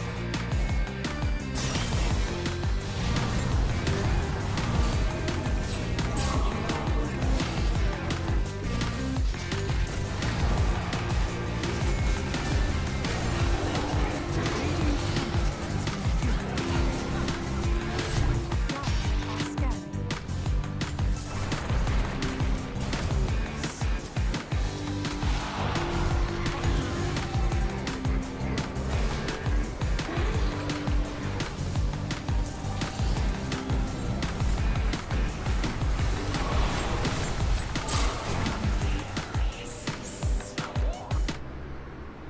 关闭外来的杂音，找准内心的节奏。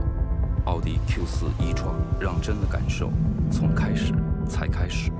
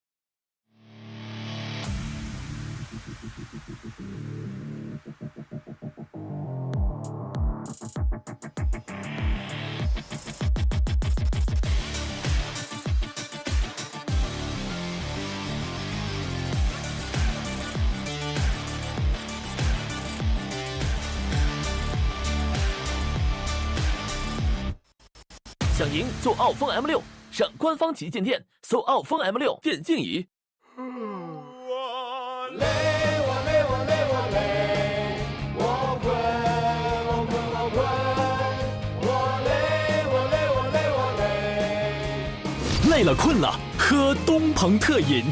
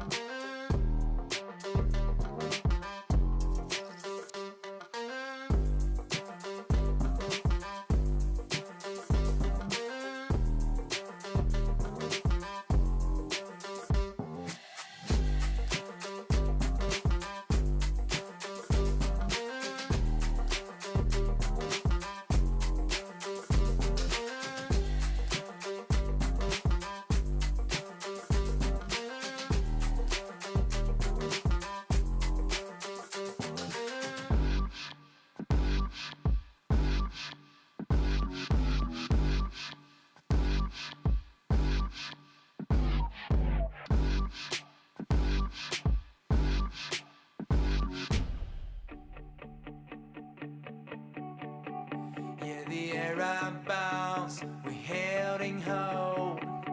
It's loud, but we can handle here and now. We're so close to home. If you're ready now, the universe is a large new era. We're blooming here. I sing it out. Getting closer while we're stronger. The singer era side by bars. No, we will never be alone. We're waking up, going forward together to fighting the freedom in the sun. Going forward together, forever you and I. We got new worlds to discover. We're holding each other. Whatever comes our way, yeah, we will survive. We'll know the unknown and the truth we know.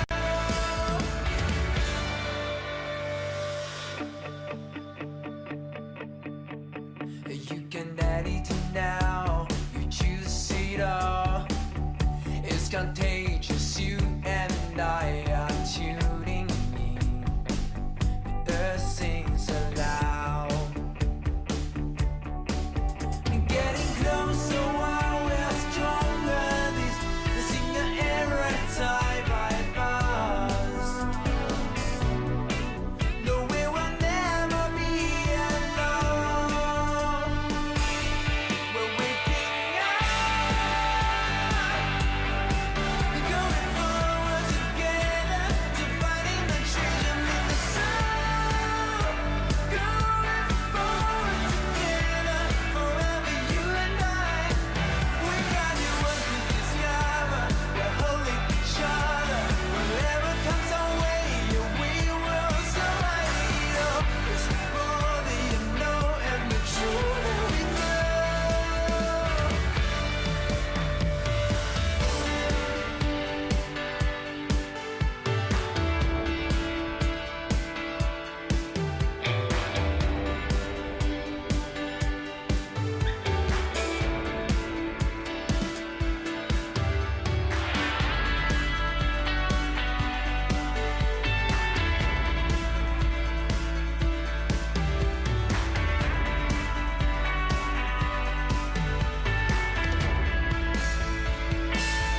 We're waking up, going forward together, fighting the freedom in the sun. Going forward together, forever you and I. We got new worlds to discover. We're holding each other. Whatever comes our way, yeah, we will survive. We'll explore the unknown and the truth that we know.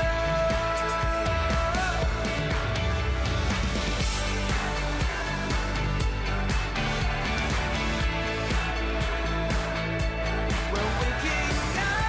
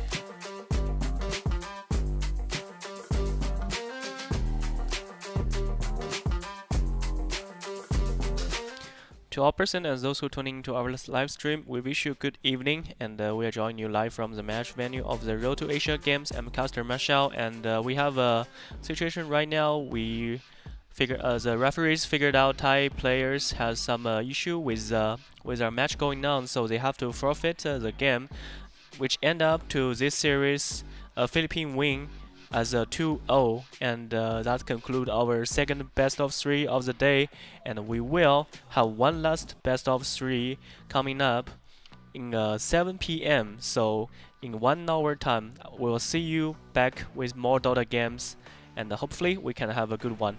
See you guys later.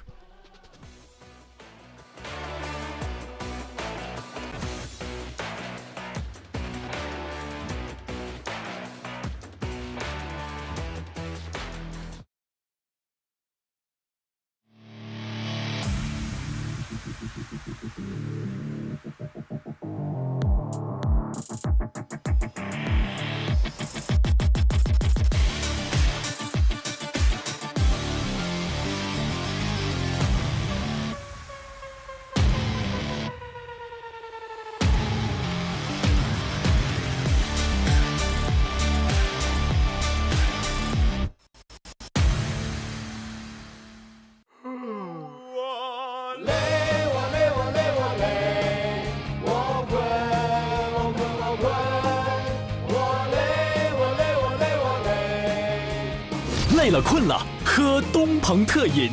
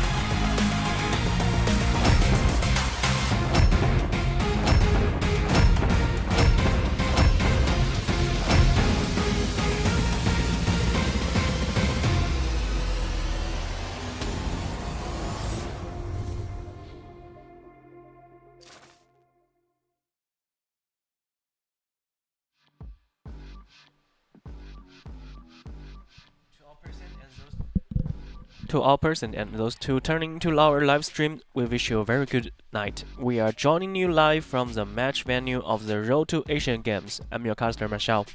This competition is jointly organized by Olympic Council of Asia and the Asian Electronic Sport Federation, operated by Digital Esports Asia. First of all, we would like to thank our prestigious sponsors, FAO Audi Q4 e-tron, for support our event. Special thanks to ICO 11, the official mobile game equipment of the RDAG, the professional choice to empower victory, embrace the thrill of control. Let us also thank our official supporter, Omen, the new Omen 16, new journey to the road to Asian Games. Let us also thank our official supporter, Autofu M6, official gaming chair partner of the Road to Asia Games. Be your own hero. Thank you to the official supporter Easter Rock. We would also like to thank our official broadcasting platform Bilibili, Huya Live, Douyu, Kuaishou Games, China Mobile, Migu Channels, Tencent Video, Weibo, Xiaohongshu, YouTube, and Twitch for their support. Today is the Road to Asia Games Dota 2 project live, and it's our third game of the day. We have Kazakhstan against Jordan.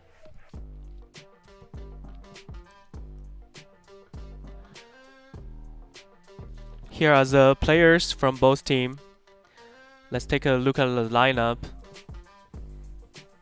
There are some familiar faces, and yeah, hopefully we have a good one.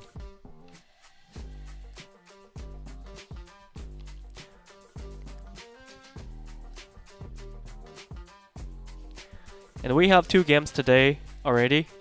Both games has Morphling. I feel like it's still very strong hero, and teams still playing the same meta with what happened in Major.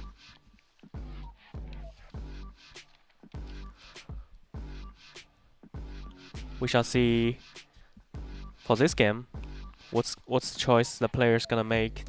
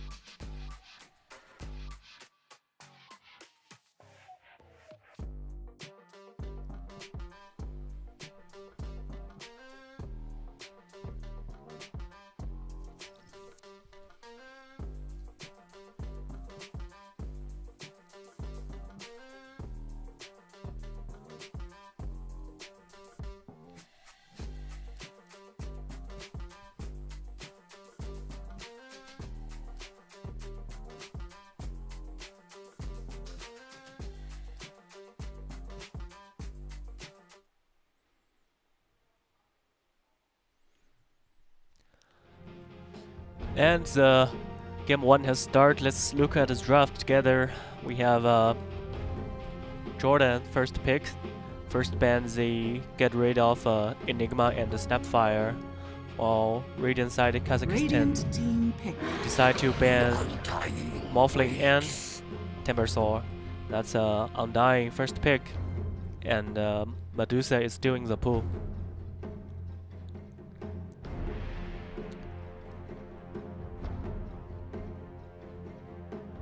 Seconds remaining. Radiant team pick. Breaker.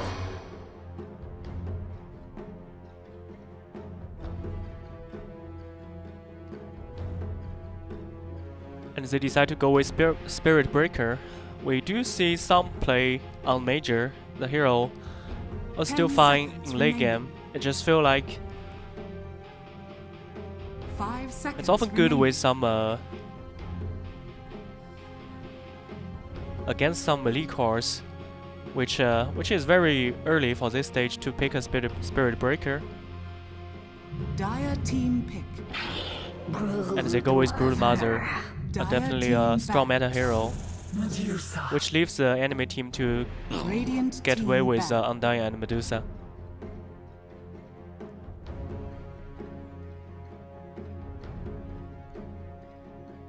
Dire team ban.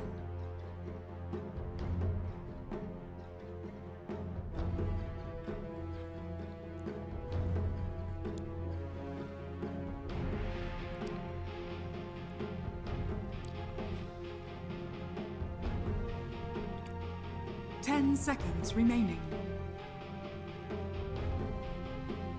5 seconds remaining. And Radiant decide to ban off Ember Spirit. Radiant team ban. I think Team Jordan just gonna try to protect their Medusa, which they decide to remove Anti-Mage and Darkseer. There are also hero like Phantom 10 Lancer, seconds remaining. or we see some teams even play 5 Terrorblade seconds against remaining. Medusa.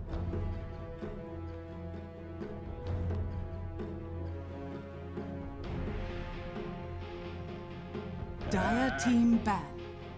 So another Spirits getting banned, Ember getting removed. Those heroes are very good against Brewmother. Well, there's other heroes like Mars and Tidehunter still left in the pool. 10 seconds remaining. 5 seconds remaining. Radiant team ban. And Tinker removed. Teams must be really familiar with each other. It's not a usual hero. We do see LGD played it on Major by Nothing to Say, and 10 seconds remaining. with the new Valkyrie item, 5 seconds remaining. it's really a strong tempo hero in the early game. Very strong gank potential.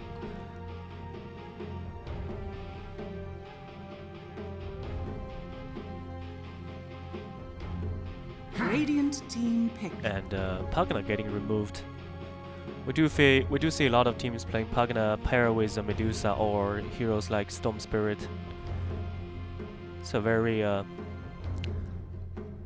good pair, and the hero is kind of strong in team fight. 10 seconds remaining. Dire team pick. Shadow Demon against Medusa.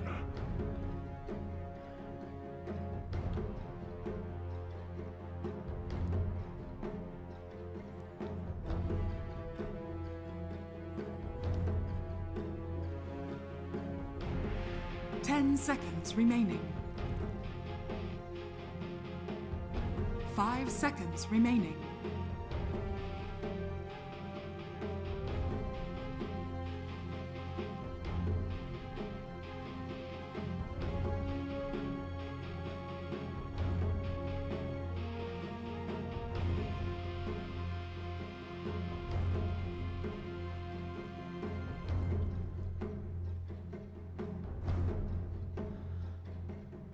Jordan need to think about how they're gonna deal with his Brood Mother.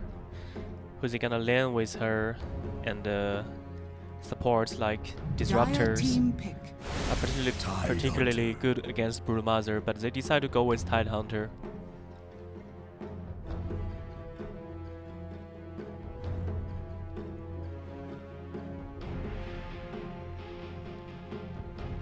We see this patch a lot of Tidehunter tend 10 to seconds remaining. build Meteor Hammer 5 seconds early. remaining.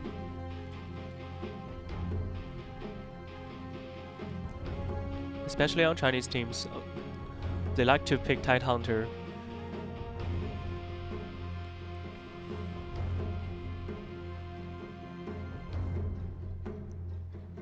Team Jordan right now has some really strong cooldowns, ultimates, and yeah, aiming for a good team fight. Radiant team pick.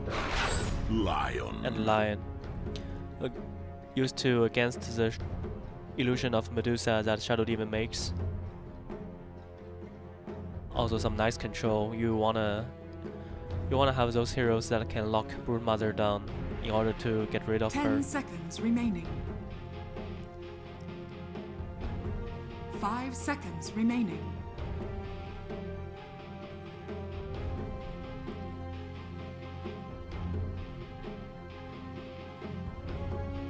Dire team ban. Drow Ranger. Well, Jaw Ranger. It's good laning against Tidehunter. It's also a nice hero matchup against Medusa. Late game. 10 With seconds remaining. with Jaw, you can actually just take off Medusa by 5 4 or 5 seconds auto remaining. attack. It's really strong. Can ignore all her armor. The hero is just not a strong meta hero, but Radiant team I think ban. it's gonna do good in this game. They don't really Team Jordan doesn't really have any hero can getting close to Jaw Ranger, and she can actually deal with the Tube Storm, which is another thing Radiant need. 10 seconds remaining. We saw a Outward Devolver getting 5 banned, seconds which is remaining. rare. I only think I saw 2 games on Major this hero appeared. I guess it can make sense because it's on paper it's very nice against Medusa and Tidehunter. Also, it's a strong laner. Dire team ban.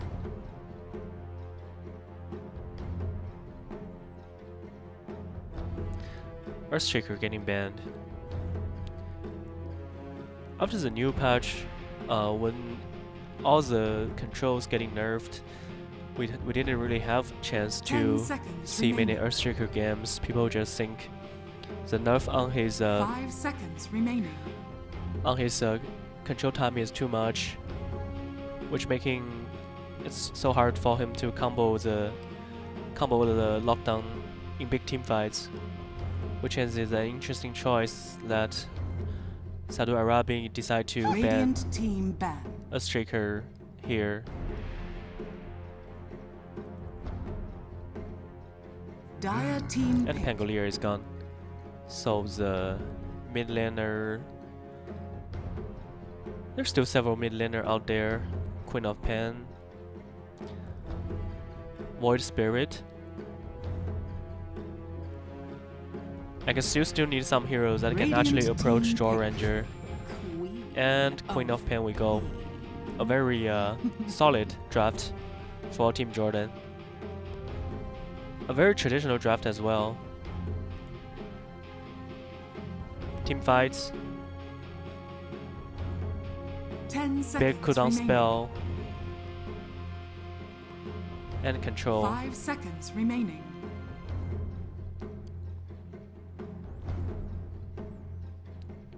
Copy is also kind of a safe pick because in this game you pick your mid laner first. So let's say what hero Saudi Arabia gonna counter with.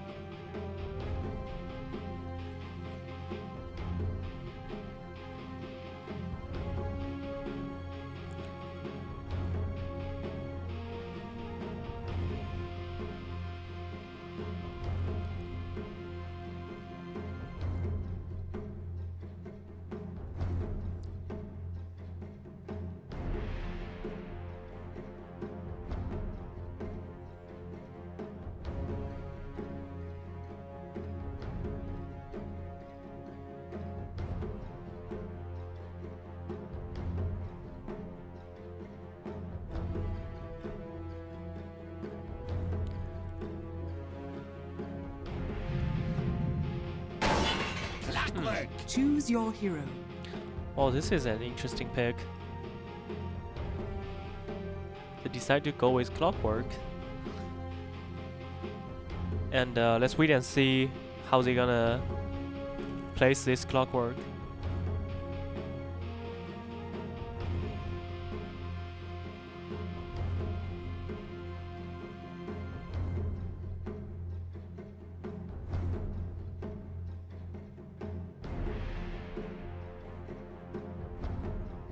So it's Devil playing it, which makes it position 4, if I'm not mistaken. And Mad Frog is playing Shadow Demon, so it's gonna be kind of crazy. Let's just go into the game and see who's gonna playing who. As for Jordan's side is it's really a standard draft.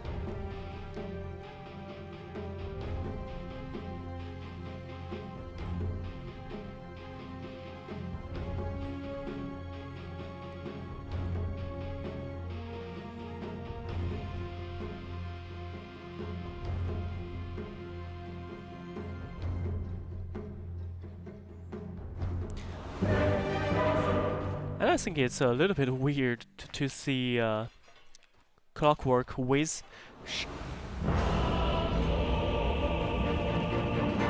Spirit Breaker. Those two heroes doesn't usually play on the same team. Let's just say how they managed to work out this game. Prepare for battle. So this is Heyman. So it is Heyman playing a core Spirit Breaker, which is very interesting.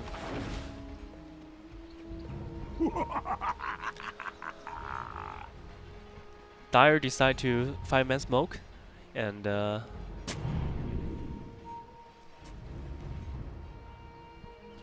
maybe spot the ward position for Clockwork.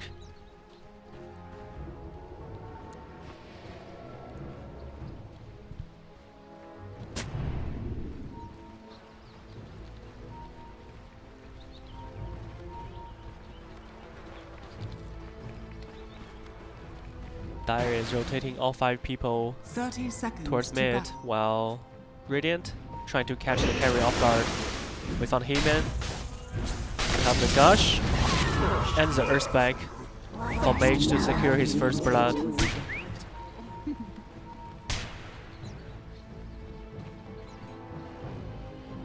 A very nice kill, also on enemy's core hero.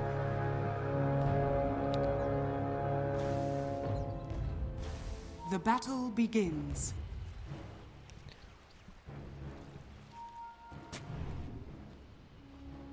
Trying to figure out where the ward is, guess the wrong direction. I found Medusa. Battery assault. There's a Undying to protect his own carry. Should be fine.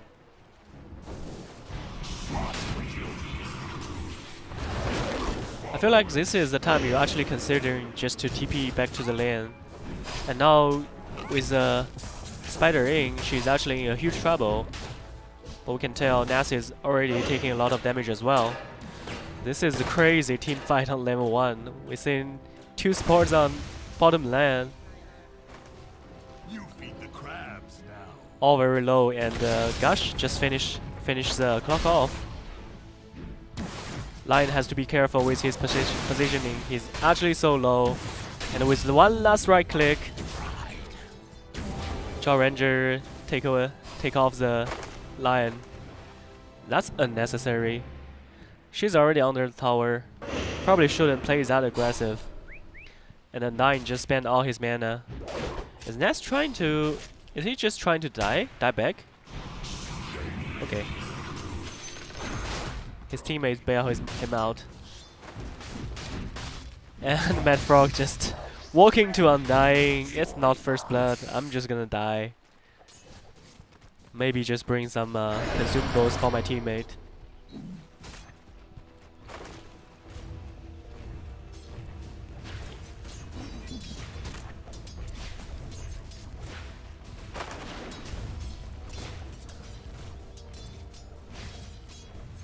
very curious to see the mid lane matchup. I want to see how Spirit Breaker deal against Queen of Pen. Should be a very tough matchup for him. Radiant's courier has been killed. Top lane, Spider is still level. Broodmother is still level 1. Dire's courier Doesn't have the spinning web, which is kind of annoying for her. And Spirit Breaker actually is trying just to solo kill the Queen of Pen, but didn't quite have the damage. And now he's very low.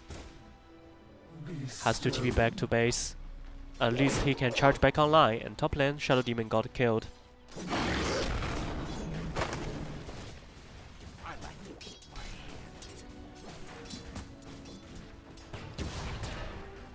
Probably very trying to deal with life. Doesn't have enough damage, but does have blood grenade to give the extra slow. Successfully gets kill. I was wondering how did Shadow Demon die, because you're laning against Undying and Medusa. They shouldn't really have any ability to challenge you. And Undying just dropped his Tombstone, which means Shadow Demon just died for nothing last time. One last decay. Doesn't have it back on cooldown. So Nars is playing very uncomfortable right now.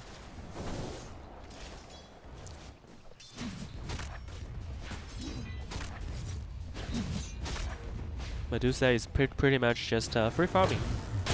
Bottom lane. Dire's courier has been killed. One last right click and P1 took the kill.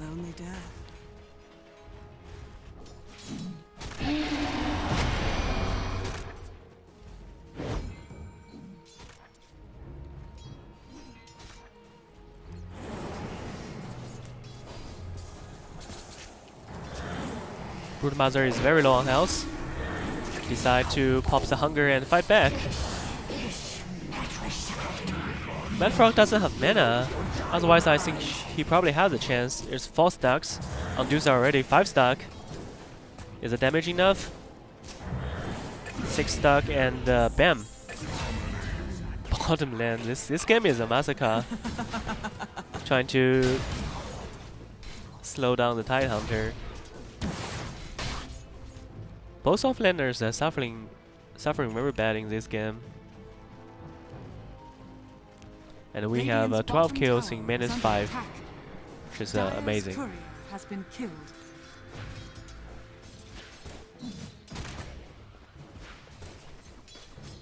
Dire structures are fortified.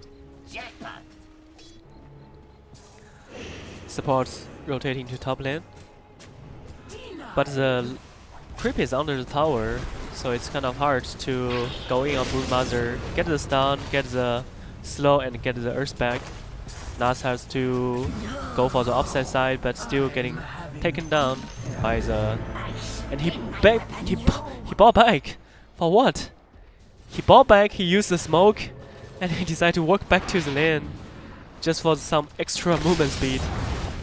And Mad Frog getting dove on their tower. Meanwhile, Spirit Breaker has been forced to TP back to home, so no one can help him. It's another free kill to this Medusa. He's gonna be so farmed. How many times does Broodmother die? 4 times? I think Nars is only 2 times. Yeah. That buyback is questionable. It's definitely not necessary.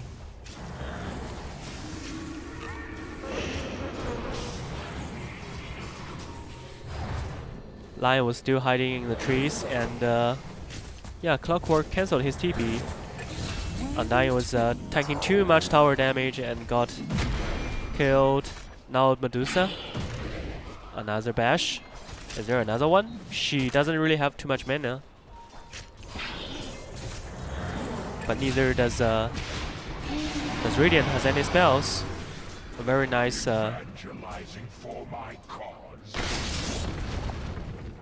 disruption from Mad Frog. as Lion trying to steal the 7 minutes rune, but he got aggled from the Radiant crit. He probably still can get the experience rune. Let's see. He gets it. Yes, job done. High five with the enemy player and get killed. Dire's bottom tower is under attack.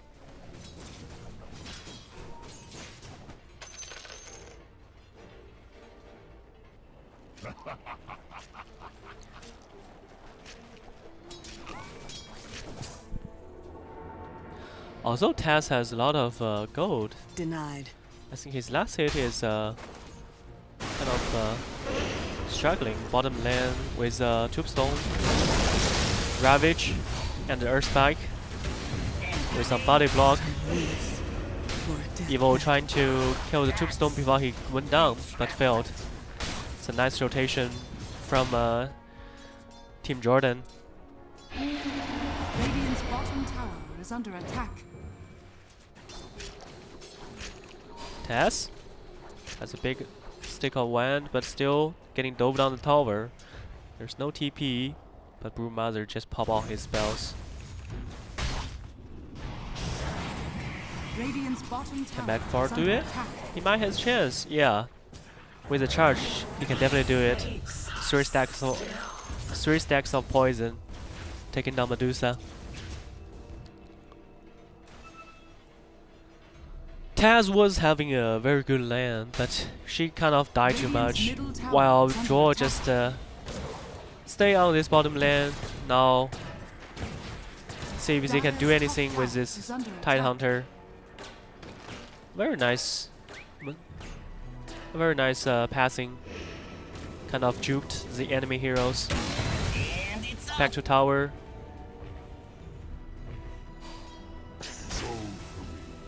Radiant's middle tower is under attack. Dire's top tower is under attack. We haven't seen Quap really moving on the map, and now it's she finally smoke with his teammates. Let's say they draw the line. They want to go bottom and gank Draw Ranger. In the middle, neither strike into another bash, and Queen of Pain just come back. She has the ultimate, she has Sonic Wave, decide to save it.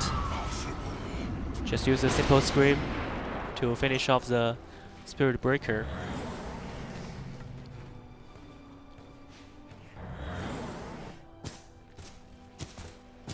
Dusa is still farming. Back to jungle. Dire are scanning. Both teams are fighting too much in early games, which leaves both cores with no Asian stacks. This is very interesting for both teams. And despite the disaster opening by Brood Mother, I think right now she's fine. She's just staying top lane, trying to catch up with some farm.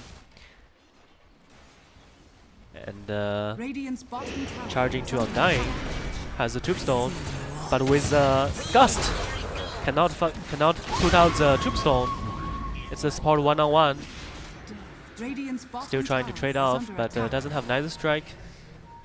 Does have Neither Strike, but doesn't have the range for it. Tidehunter with a Ravage on 2. Mad Frog trying to protect his own carry. Actually kill Queen of Pain first. There's only Titan left. He has no damage. One bash. And Undying is already back on lane. P1 is very aggressive. And another charge. Titan is getting taken down, and this Draw Ranger is just styling on the enemy team. She's how many kills does she have? She's 615. Incredible.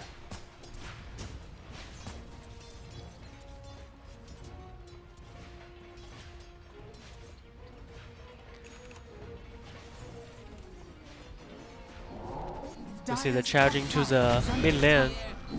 Doesn't really have any follow-up. Clockwork do have a level 6, but I guess it's not enough damage. It depends too much on the RNG side. You need many bashes to kill this Queen of Pain. DOTA still farming in her jungle. Neither strike.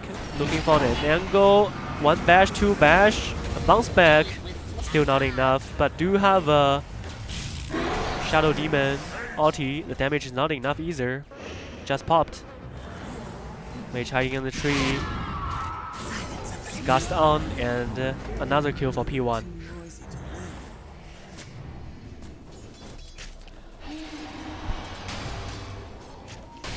Radiant's bottom tower is under attack. Dire's middle tower is under attack. Nars has some really nice micro, just keeping all the spiderlings away from Tidehunter. Didn't really want to feed any gold. DOTA is solo pushing the tier 1 tower and get caught. There's nothing Lion can do. He better run off. P1 is dominating. This is not what a carry wanna be. He was solo pushing the tower way too deep. Demonic Purge on Queen of Pen, and Heyman cancelled his charge.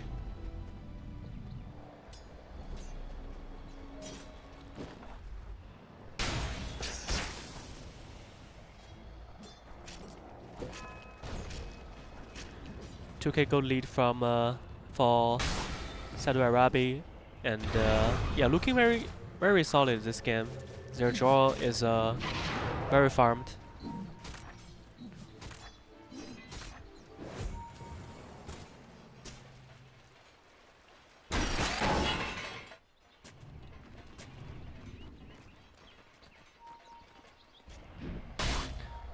Use a hook shot to get away with ganks.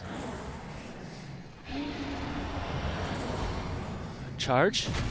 Mid. Neither strike. Another bash gonna kill the... No bash, but already used the blink. Doesn't really matter.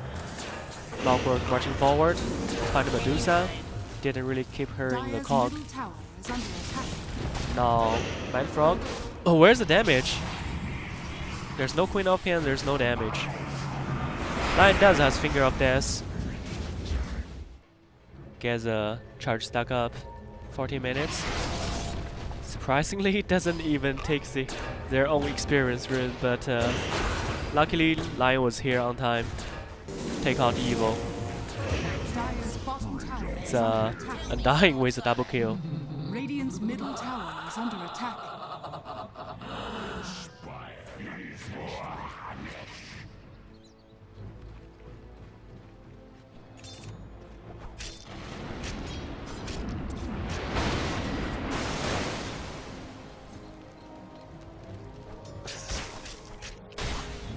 Whoa, that's a lot of spider.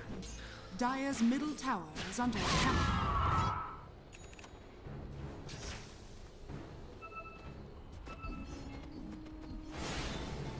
Charging towards Tidehunter. I think there's already a defensive ward seeing the spawns of Radiant, so Tide decide to move back to the tower.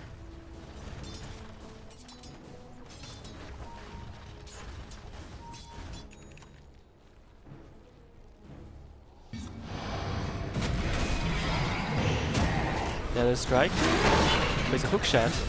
Take down Lion. Cannot really deal with Tombstone, but a nice cog. Separated the battlefield. The Tombstone is already done, but Undying is still chasing.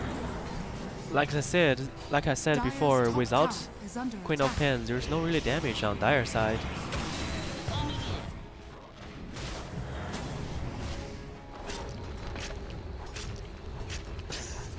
Broodmother just solo pushed top tier 2, and John Ranger is still farming. Heyman already got his Shadow Blade. Trying to trade mid tier 1, see if he can do it. I don't think Radiant want to defend this tower. By all means. Radiant's middle tower has fallen.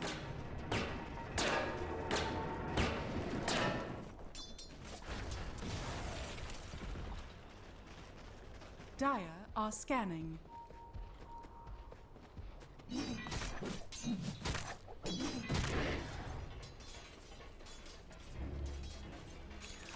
3-man smoke.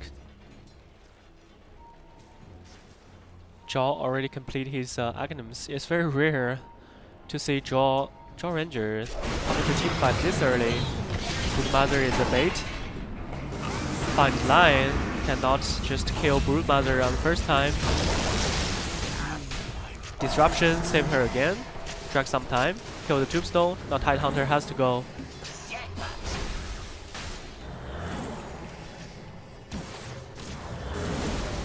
His TP got cancelled, which means he's dead. And Mage coming at a very weird angle. She has a shield ring on herself, but she doesn't have full health.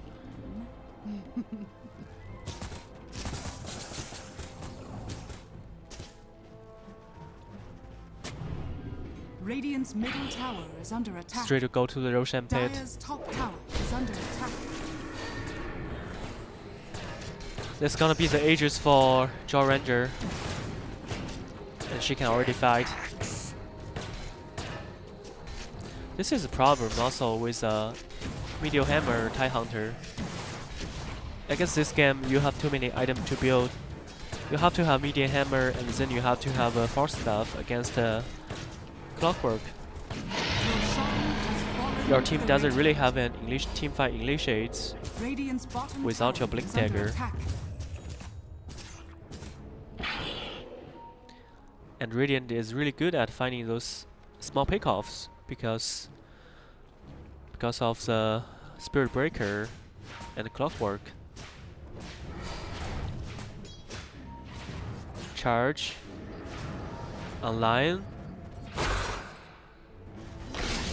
Very fast reaction, but Queen of Pen can Z move. Okay, blink out. Yeah, Cop almost got caught by the gust from Jaw Ranger. Radiant's middle tower is under attack. And yeah, Jordan, they can feel they are under such pressure, and Undying is trying to cut the wave, but that's just not gonna work. And actually, it's very nice for P1 to share some gold, give the Tombstone money to his support. Worthy tribute.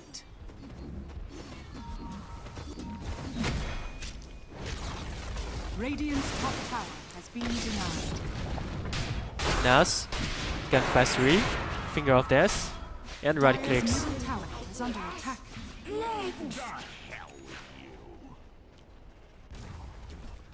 He was playing a little bit too aggressive. Dire's middle tower has fallen.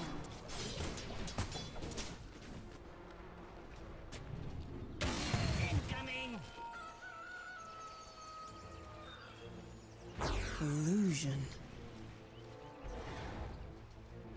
It's a 4k gold lead for Radiant.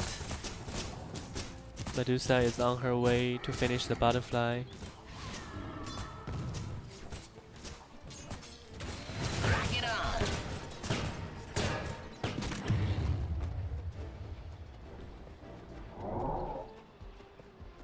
And Jaw Ranger already have a Hurricane Pipe.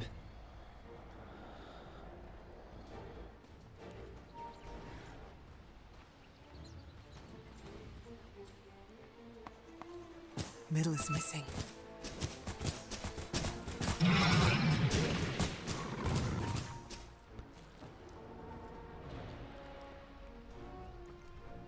Waiting for the experience rune and maybe smoke together. I just feel like Team Jordan is playing too separate on the map and didn't really try to contest the farm of Broodmother or Jaw Ranger. They've been just trading kills and letting this Jaw Ranger getting her item. And now with the Hurricane Pipe down, Aghanims and the Aegis, Radiant smokes again. Spirit Breaker can join the fights later, and well, they actually just miss each other. If they saw Queen of Pen, Spirit Breaker can charge on her, and they probably can kill her because it's daytime vision. But the moment Radiant Hero went into the trees, Queen of Pen just left, and now they saw her, but yeah, Gust was a little bit too ambitious. It's not gonna catch Queen of Pain. Dire's bottom tower has fallen. Oh, but still got caught. Stepping on the ward. And she's really low. One right click to do it. Nice hook shot. Hook on Queen of Pain and stun the Lion. And that's gonna be a wicked sick for a Draw Ranger. And Medusa happened to jungling beside all of this. Has to pop her ulti but could not save herself. And she just getting deleted in the game within 2 seconds. Now it's time for Tidehunter. Dash 1 under the tier 3 tower and decide to cancel his next strike. Dire's bottom tower is under attack. Radiant's middle tower is under attack.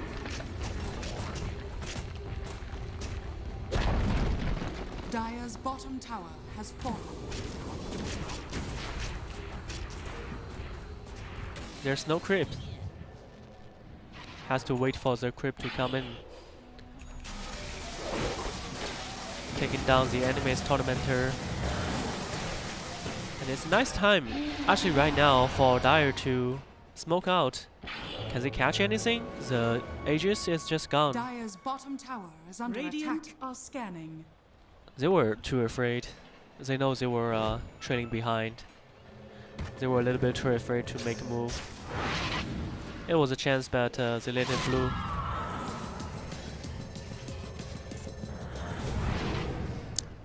Trying to blink Hex.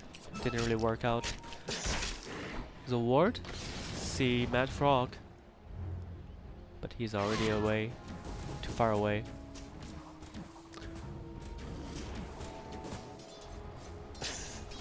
Bounty. So the first shards go to Shadow Demon. Now he has a demonic heal, and the second shard go to Spirit Breaker, which is an interesting one. It's also a very mechanically weird one, so to say. People has been debating for this shard for a long time.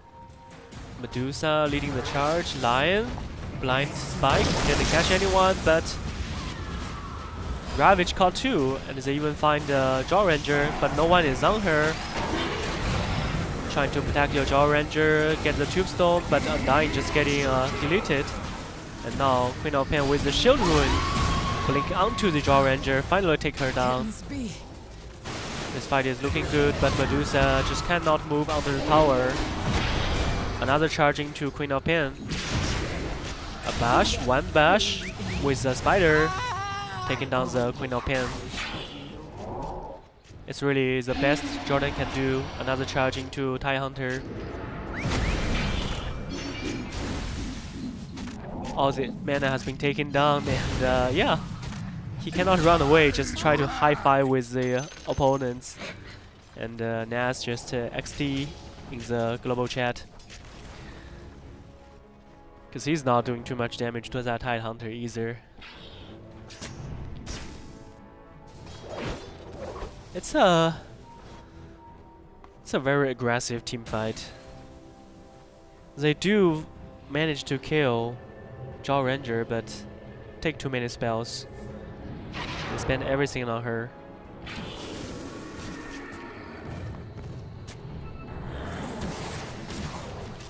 I think the Ravage is just off target. If Jaw Ranger wanted, she could actually Hurricane Pipe herself away, but she decided she feel like she can just walk off the Ravage, but she still got caught.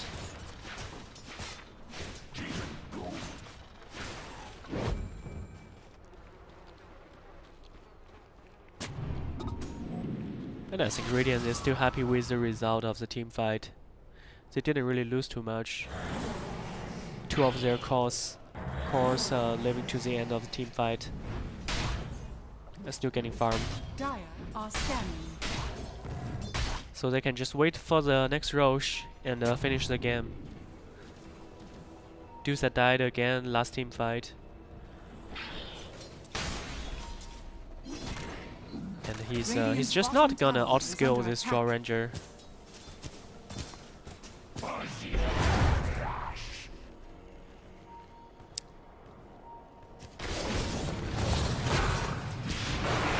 Very nice reaction. Pop his BKB too late. I say, hey man, can he do it? One other strike, damage is not enough. Medusa uses his Stone Gaze, and Heyman is trying to run away, and he's dead. It's a little bit too ambitious. And also, there's no point just taking line under tier 2 tower. Commit too much. Now the Roche is up. Radiant is aware of it.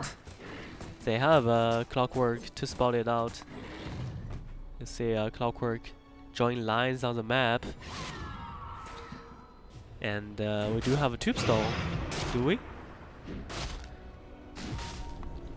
Doesn't matter, we have Tidehunter here. They're gonna take the Roche. It's gonna take some while. It's gonna take some time. It's not gonna be the fastest Roche in the game, but doesn't seem like Radiant want to challenge it.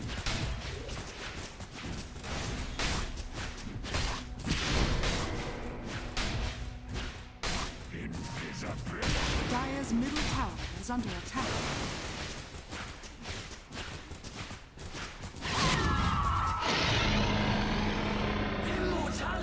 That gives Aegis to Medusa.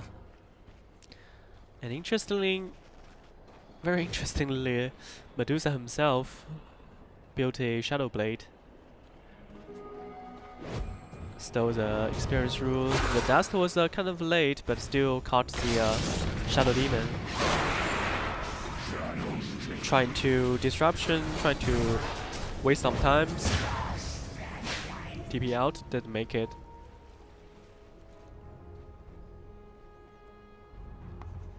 Jackpot.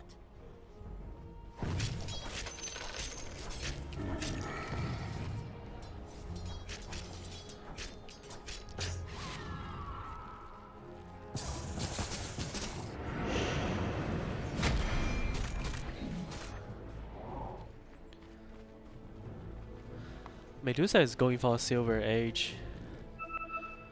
It's not really that useful. I guess against the Spirit Breaker, it's fine. Radiant's bottom tower is under attack. Radiant structures are fortified. With the Aegis trying to take it down bottom tower too.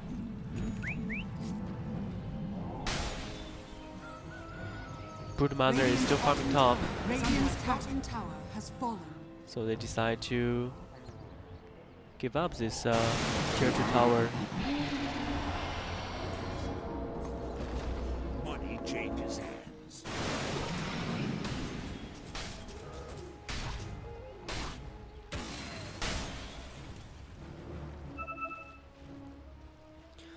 Trying to push mid. Radiant's middle tower is under attack.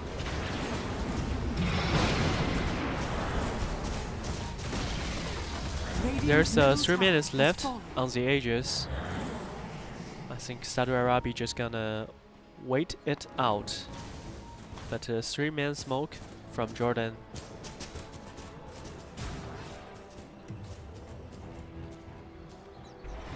Trying to catch anyone who pushed the top lane. Scanning. Didn't really find the target. Heyman has been hiding in this jungle very cautiously.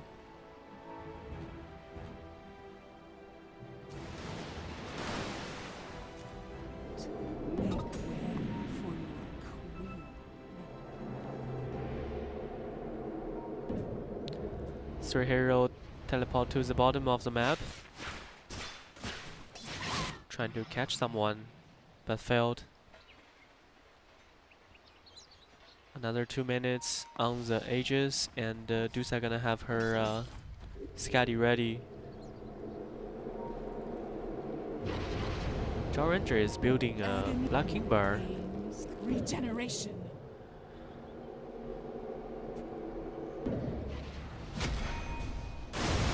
They found Cayman, but with no detection. Queen of Pen doesn't have detection either. He just walks past a sentry ward, waiting for his next charge.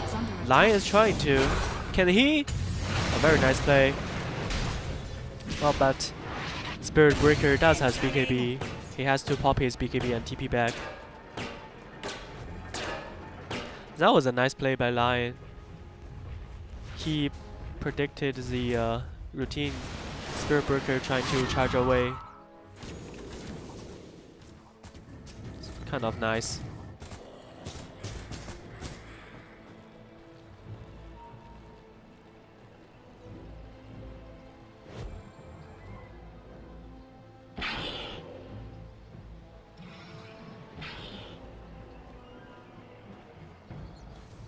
Radiant's top tower The last is outer under tower attack. standing, top tier 2. Medusa still has Aegis. Doesn't seem like Radiant wanna contest this one. Just gonna let them take the free tower and wait for the next Roche team fight. Or maybe wait for the Aegis to expire and then smoke gank someone. Disruption on Medusa. Radiant's top tower is under attack. Radiant structures are fortified. There's 5 seconds for the Aegis. Spirit Breaker has stopped his charge. And they let Team Jordan fall back.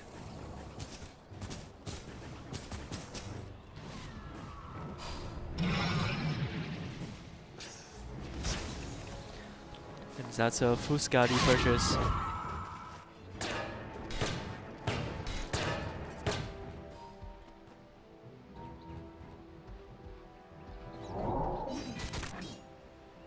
Gold for me.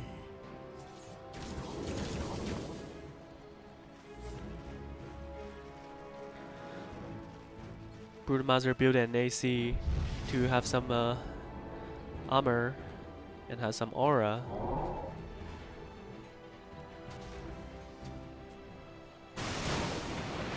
And 2 minutes to Roche bouncing time. Both teams are playing really cautious right now. It's nothing like the starting of the game where 2 teams just trading kills one to the other. Game right now has been a very slow-paced, steady game. Both teams doesn't really want to make the big commit. Just waiting for the enemy team to make some mistakes.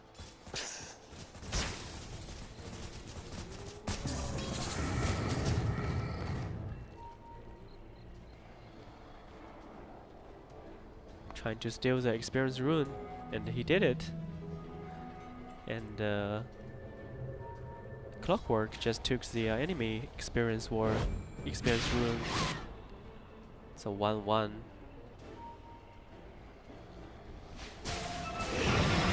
Radiant's top tower is under attack. Trying to steal the Tormentor, but got spot right when they start. They have to fall back.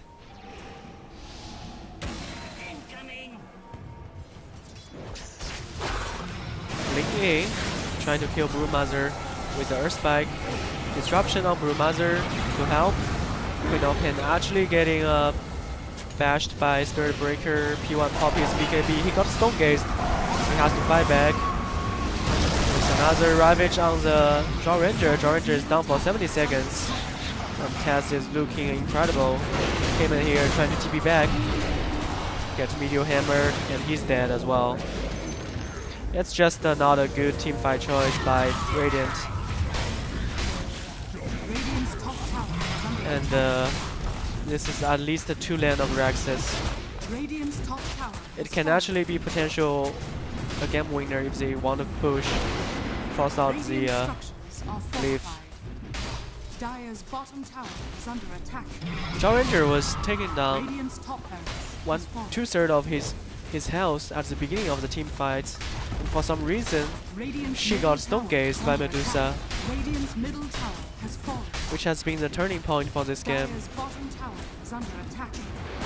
Radiant's middle barracks are under attack. Because what Taz is really strong is Strong team fights, cooldowns, big spells, Ravage, Sonic Wave, Tubestone, and I think Radiant have to play the team fight most with better approach. Cannot just wanna to end the game in one team fight. They have to drag back.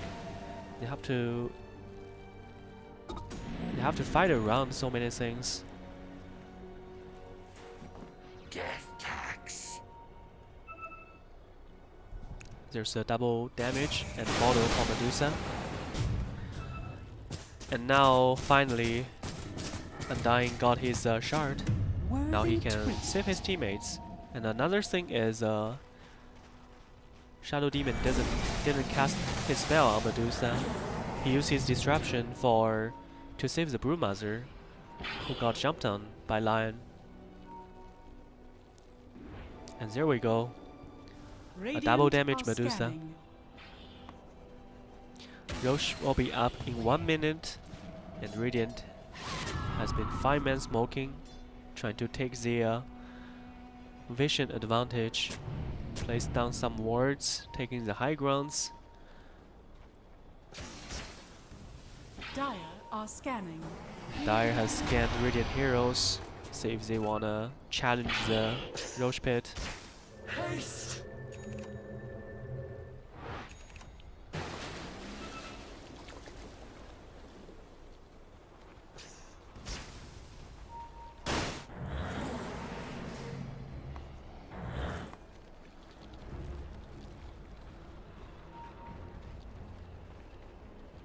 Another smoke, another 5-man smoke.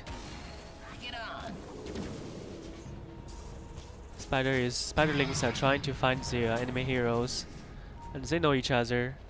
Clockwork got figured out. Tombstone has used, but there's a Gast on Queen of Pain, and she's just gonna. Is she gonna die? No!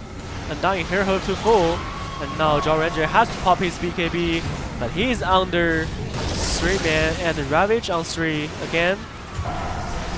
Now there's no one can control this Medusa.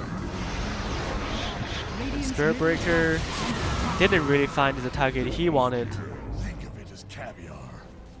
This team fight is just destroyed by Tidehunter and Stonegaze. Do it with flair. With actually one more lockdown, they can take down Queen of Pain.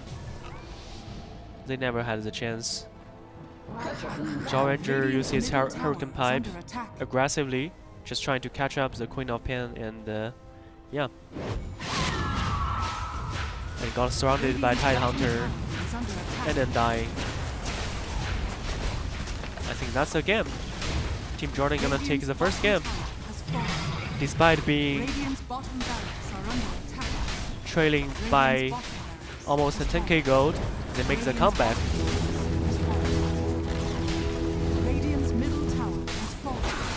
A very strong team fight lineup.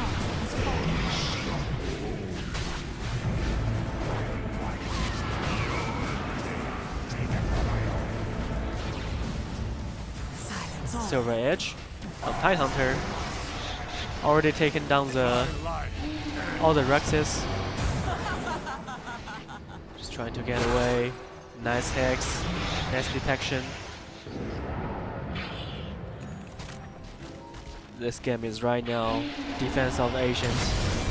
Top is BKB. Medusa is out of mana actually, but here's the Lincolns and there's a Silver Age.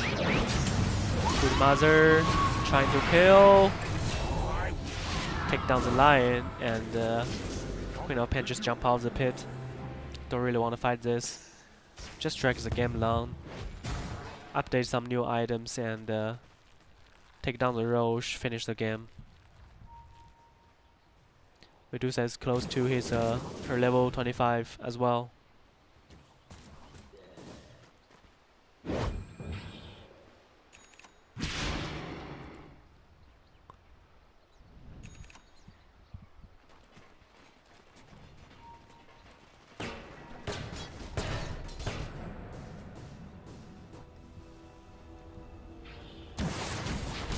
Just walking to the pit with himself. It's a huge gamble. I think the derivation already spotted the spiderlings. They saw Broodmother taking down creeps, and they are coming towards the Roche pit. But it was too late. So what a chat. Now you have Agnemus for Spirit Breaker, and Jaw Ranger just took the Aegis. Can they TP back? Nars is dead. There's no way he can run off this one. And another Hex.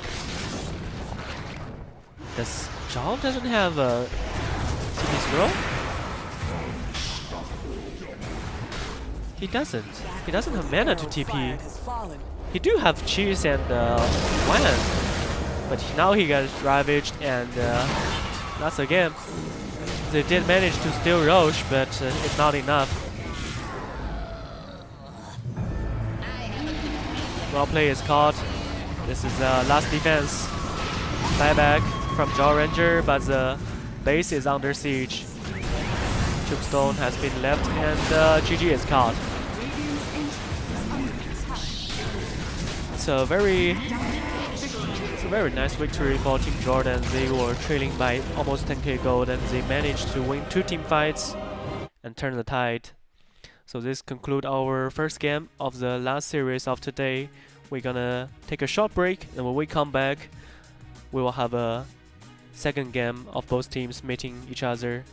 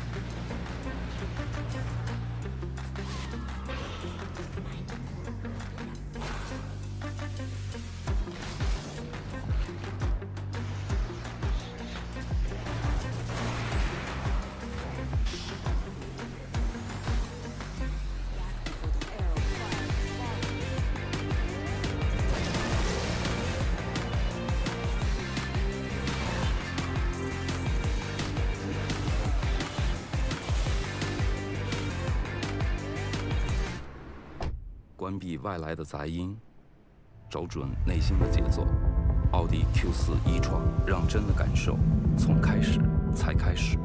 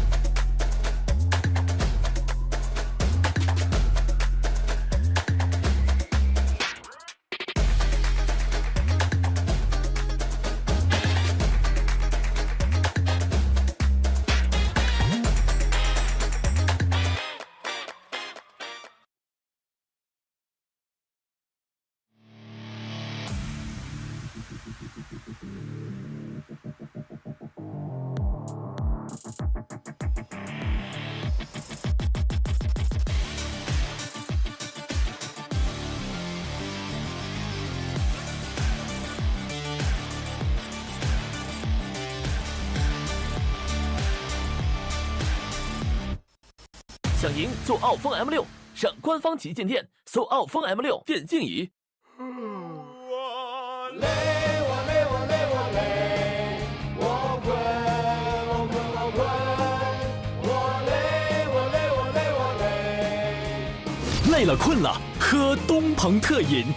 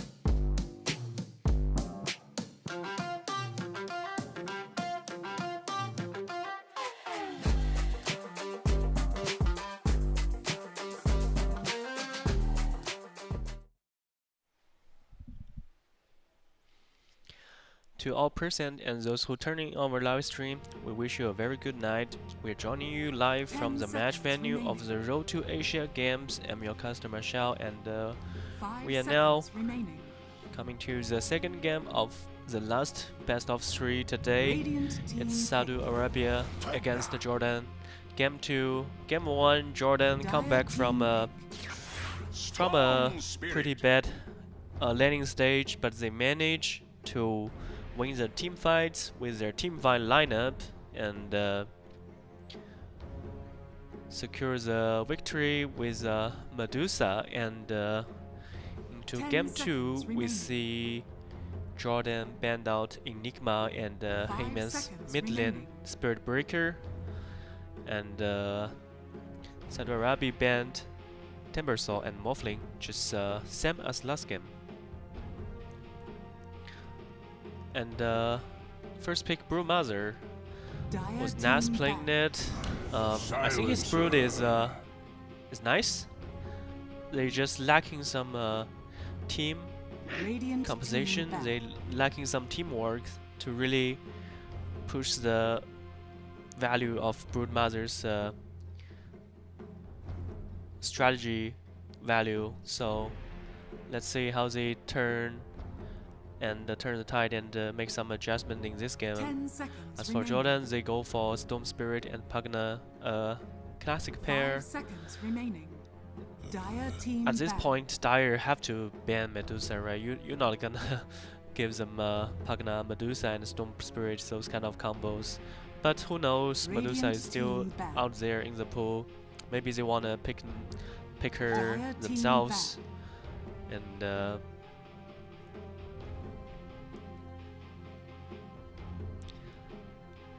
right now, Jordan is just banning all the mid laners that can lane okay against Storm Spirit.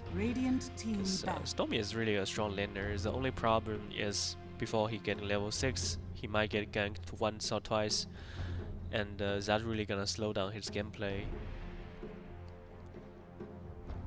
And yeah, just Dire just banned out Medusa. 10 seconds remaining. They don't have the first pick on the second phase, so they're not gonna let Jordan getting such a comfortable pick.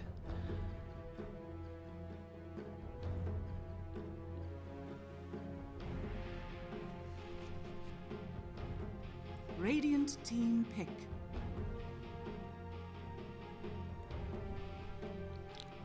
With all this mid laner getting banned, I think several still remains, such as Wind Ranger. Is very good against Storm Spirit as well. Let's see what's the choice gonna be for Saudi Arabia, because Heyman played Spirit Breaker last game, so maybe he still has some off-meta hero in his pockets. Let's see. And then Jordan go with Lich. Pagana doesn't really have any real control stun-ish spell, and there we go with Lich. And he also has a Frost Armor, which can deal with Broodmaster a little bit. 10 seconds remaining. So, and he has a good team fight ability. Remaining. We see in Major, he's very strong after he's reached level 6. Can often turn the team fights in early game. And when he has his shard, it's a nice icing on the cake for team fight. You just place down the Frost Tower and it just works. Sometimes it just works. Dire team pick. Void incarnate. Void Spirit. After the talent nerf, the pick rate has been decreased by a lot, but the hero himself, well, it's still the same hero. It's just not as versatile as 5 seconds remaining. as OP as it used to be. You cannot just play Void Spirit and like just going. You cannot just simply just going ham with Void Spirit. You have to think about enemy spells. You have to think about your own spells. You kind of have to be patient, be more patient on that hero. And Bloodseeker for Jordan, Team Radiant Jordan, team and battle. Snapfire for Saudi Arabia. It's a very strong lane actually. Dire team Even as a Broodmother, probably still gonna suffer a bit in the landing stage against Lich and Radiant team Bloodseeker. banned. They pick this combo just to make sure the landing stage is it's gonna be handled well for Radiant side. And Snapfire, another good hero, very versatile in this game. Dire Probably team locked pick. into a position for a strong team fight. It's very nice combo with Silencer, just Global Silence and Voldemort's Kiss. Very solid combo. So they banned the heroes that is good with 10 Snapfire, seconds remaining. Void and Monkey King. I guess you don't really care 5 about seconds remaining. illusion-based heroes. With Bloodseeker, his Aghanim's is actually crazy good against those heroes, those illusions. So let's see what's Dire gonna pick right now.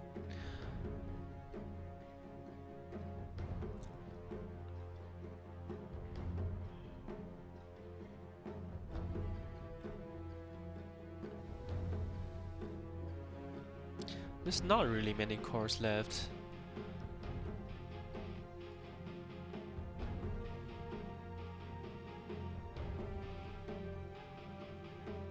You probably still want some core heroes that can tank some damage.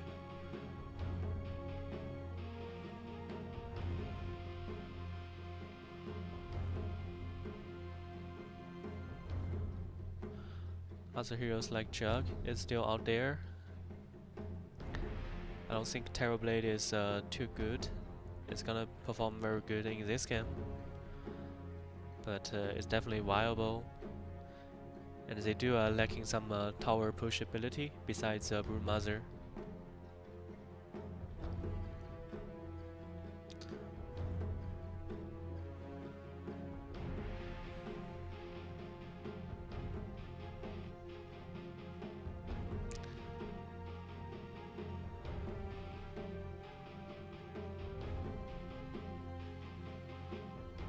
Radiant team pick. Lena. They go with Lina, so it's gonna be a carry Void Spirit mid Lina. Because you have to consider about the landing stage, right? It's gonna be a very easy lane for Lina to against You may Storm now Spirit, select your heroes. which should make sense. Let's see what player gonna be. Yeah, it's a mid Lina. As for Jordan, they just go with Lycan. The hero is starting to become very popular as a major playing through, and yeah, it's really strong. The lineup for Radiant is very strong in mid game. When Storm has his 1-2 item and Bloodseeker, strong lander with Lycan, they're just pushing towards Dire's lineup. And they don't really have. Dire doesn't really have any tanky heroes. Sought to deal with Lycan. You don't have any heroes that can deal with Lycan summoners, and you don't have hero like Doom to take care of the potentially Helmet of Dominator creep. It's gonna be very interesting. I feel like Lycan is a very good pick for position 3, and in this game it's kind of nice as well. You're against the Void Spirit, which is a very strong lander for carry position. Pair with his supports, always have a killing potential, but as a Lycan, you kind of have a lot of base health regen due to his skills, and probably can just tank through the laning phase, which is a very interesting pick. I kind of more like Jordan's draft, but Prepare for battle.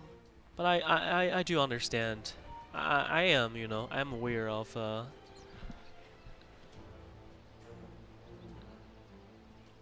I'm aware of the Broodmother. On the other side, it's Lycan against Broodmother. Broodmother is one those kind of heroes that can really snowball the game. And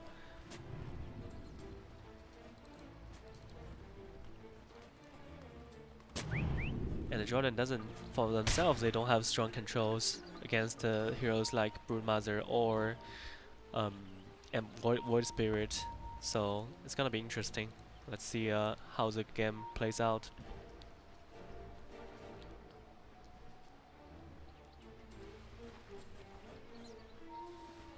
"30 seconds to battle." 5-man mid.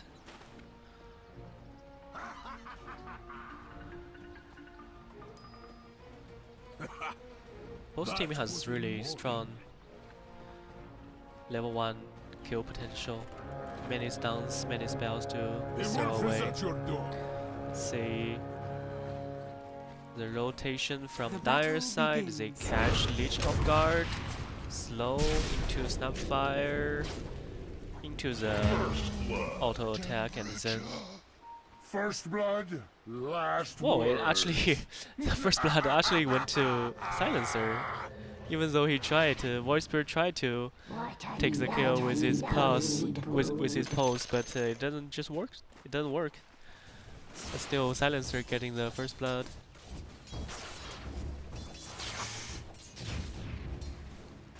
I guess at least for sideliners, the first blood is not really not much difference, because even if you go for the support, you can still buy a lot of consumables for your carry, buy a lot of wards, buy some basic stat item. It's gonna help the sideline as well. So it's not like trying to getting a first blood for a mid laner. A bottle sometimes can really change the mid matchup.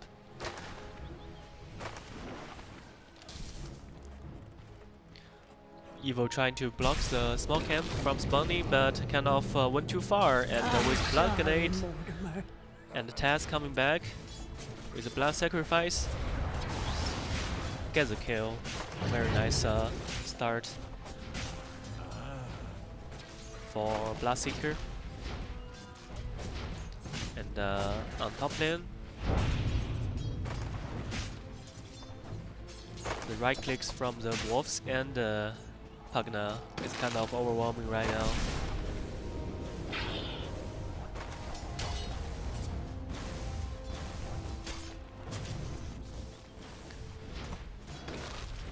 Another blood grenade.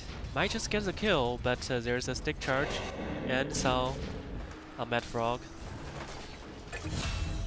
Top lane, Silencer still went down, and bottom lane, Taz is has his passive active. There's too many heroes and low health on their side. This Bloodseeker is just so fast with his thirst. Meanwhile, Pugna getting traded back, so it's a 3-2 on the scoreboard, which is kind of similar to last game. A very aggressive laning stage for both teams. Massive kills, just trading each other. Denied his own wolf. Silencer went back to deal with sentries that blocks the camps. And Lycan was doing well in this lane.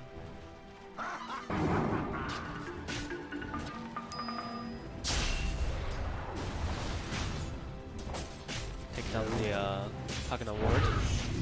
There's curse on both heroes. Still trying to get the Lotus. See if this Lotus can help him a little bit. Pop the Lotus, summon the wolf, but still getting controlled by Void Spirit. On the bottom lane, Leech is low on health as well, and top lane actually kills the Silencer. It's a little bit ambitious for Lycan, but I guess he has nowhere to run, right? If he go for the left side of the wood, he will go to that path where Void Spirit probably just gonna guarantee to have the remnant on him, so he don't want the enemy team to take the Lotus. He just takes the Lotus, fight back, and trade his life for support. Money to burn. Radiant are scanning.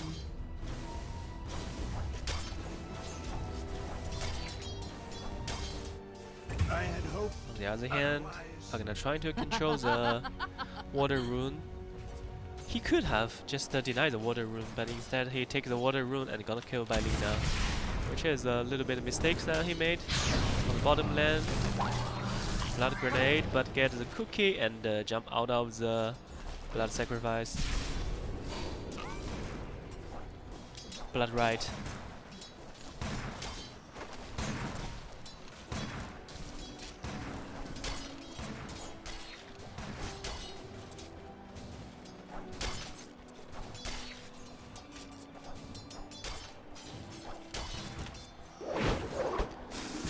Slow on Nagato.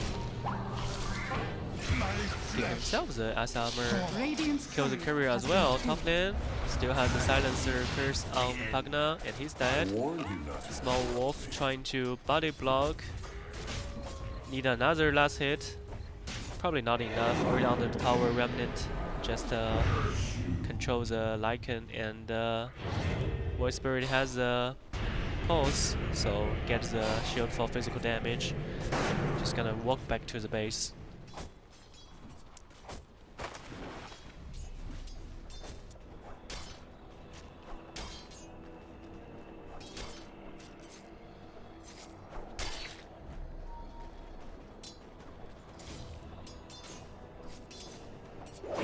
None for you.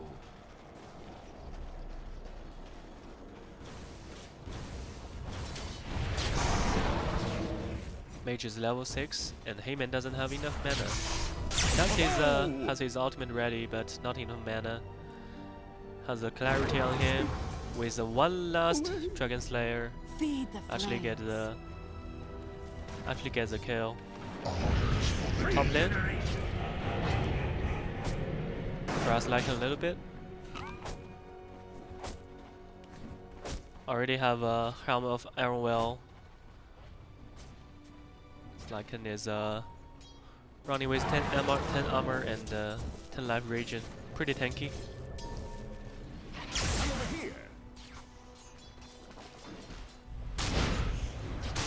Trying to bar Lycan. Trying to trade the kill. Doesn't have blood grenade. That frog gonna run back to tower. One last hit from Pagna doesn't do it. Still hanging on, but got chased down by the two wolves. On the bottom lane. Broodmother is about level 6. See, Bloodseeker can still hanging on the lane even after Nas hit level 6. He can go back to jungle as well. Lina rotate to top and kill off the Lycan using Laguna Blade. Easy kill.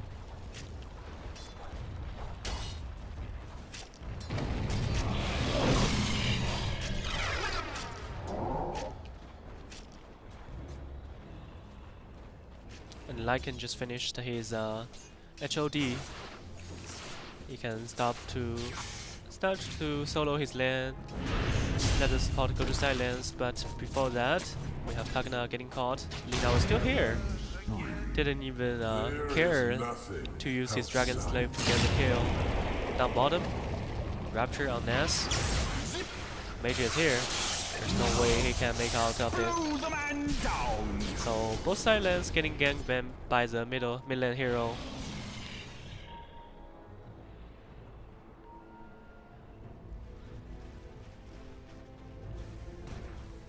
Radiant's middle tower is under This attack. laning stage is more even than last game. BOT on the crit and get Lycan, Laguna Blade, one last hit, still not enough. Lycan, he know enemy team is searching for him, but he still went back safely. It's like 100 damage difference, and he managed to get out.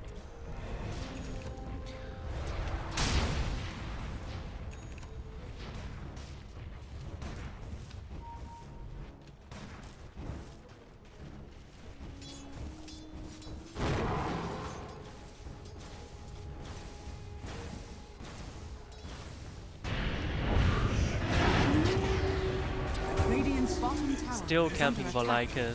He doesn't want to go back because he know he can slowly heal himself back to full. But like I said before, like we know before, Void Spirit is really good against this kind of situation. Illusion. After he hit level 6, that's a very strong landing kill potential.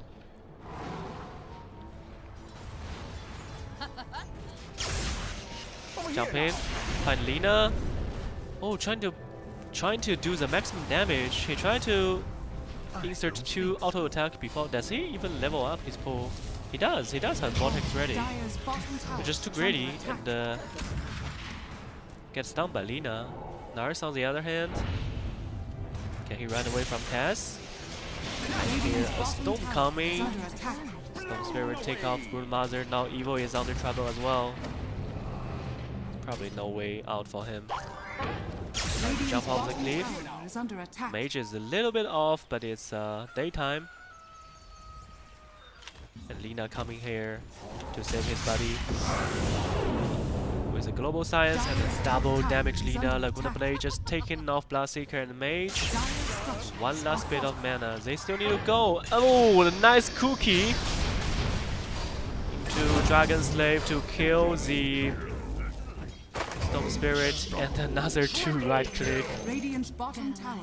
I think the Wolf actually have the damage, has the cry on him on Lina as well, but doesn't really matter. The right click damage is overwhelming. It's too much. Just taking off the support hero right now. Heyman is 6k on net worth. He's the leader of the net worth board, and also the only difference, the goal difference between 2 teams is on this Lina. Is 2k ahead of everyone else. This global silence is just too good. I think Silencer just reaches level 6 and with that one global, it changed the game. Because Lina went straight forward to BOT, she's only 11k health. She was kind of low as well.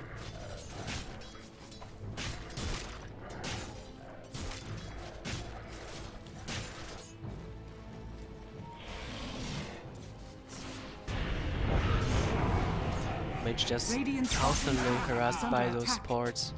It's a common strategy against heroes like Ember Spirit or Storm Spirit. Just drain his mana or let his... Whoa, what is that? Very aggressive, Lycan pop his shapeshifter, but Light Strike Ari just caught Storm Spirit on the middle of the flight.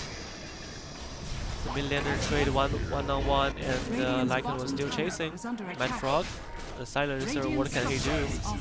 Just gonna get taken down by Lycan. This is a very nice rotation by Lycan, but bottom lane, Narcy is constantly apply pressure to the tower.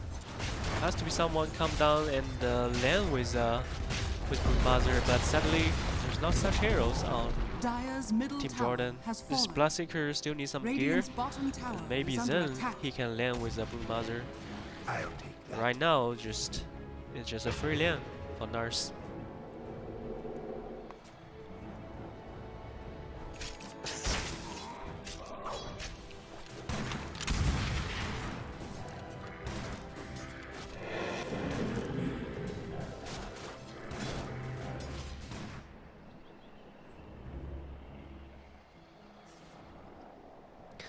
Storm Spirit decide to go Witchblade. It's a personal preference. Some Storm, like Tier 2000, they like to go for Orchard.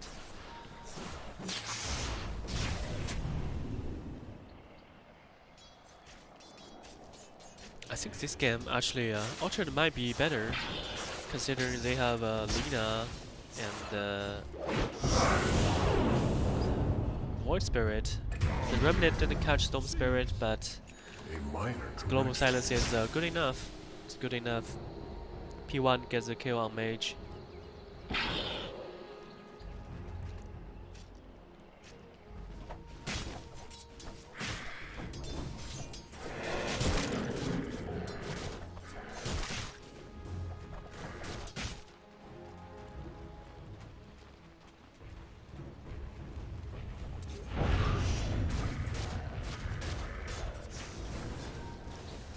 Lycan trying to get some pressure onto the top tier 2. Radiant's bottom Void tower Spirit come on defense. Pop his shapeshifter, and it's actually gonna get killed by Silencer.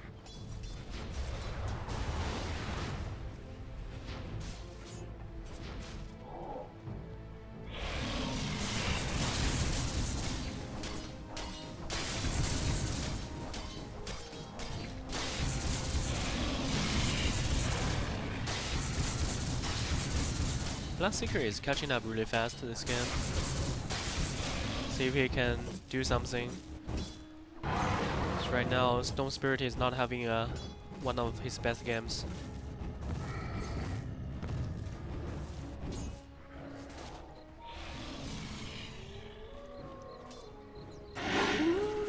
Radiant's middle tower is under attack.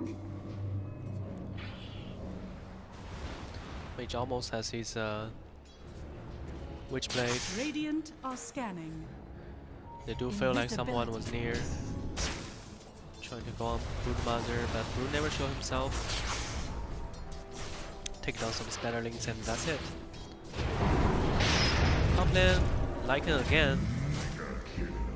This damage potential on the other side is just too much, but in the meantime, as 2 carriers show themselves on top, they're still trying to go on the supports on bottom, and we see a TP down here from Lina.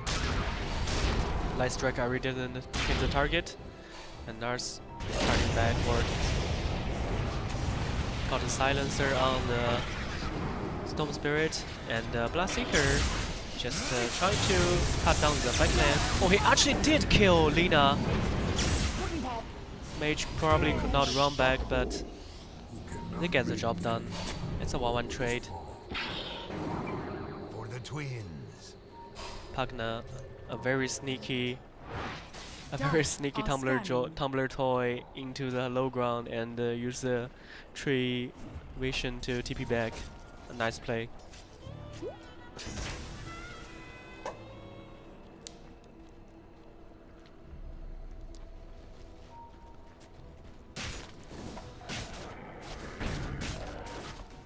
I think the problem with Radiant is that Lycan has been dying too much. He has such an amazing laning stage, and he just pushing too hard on top and getting caught too much.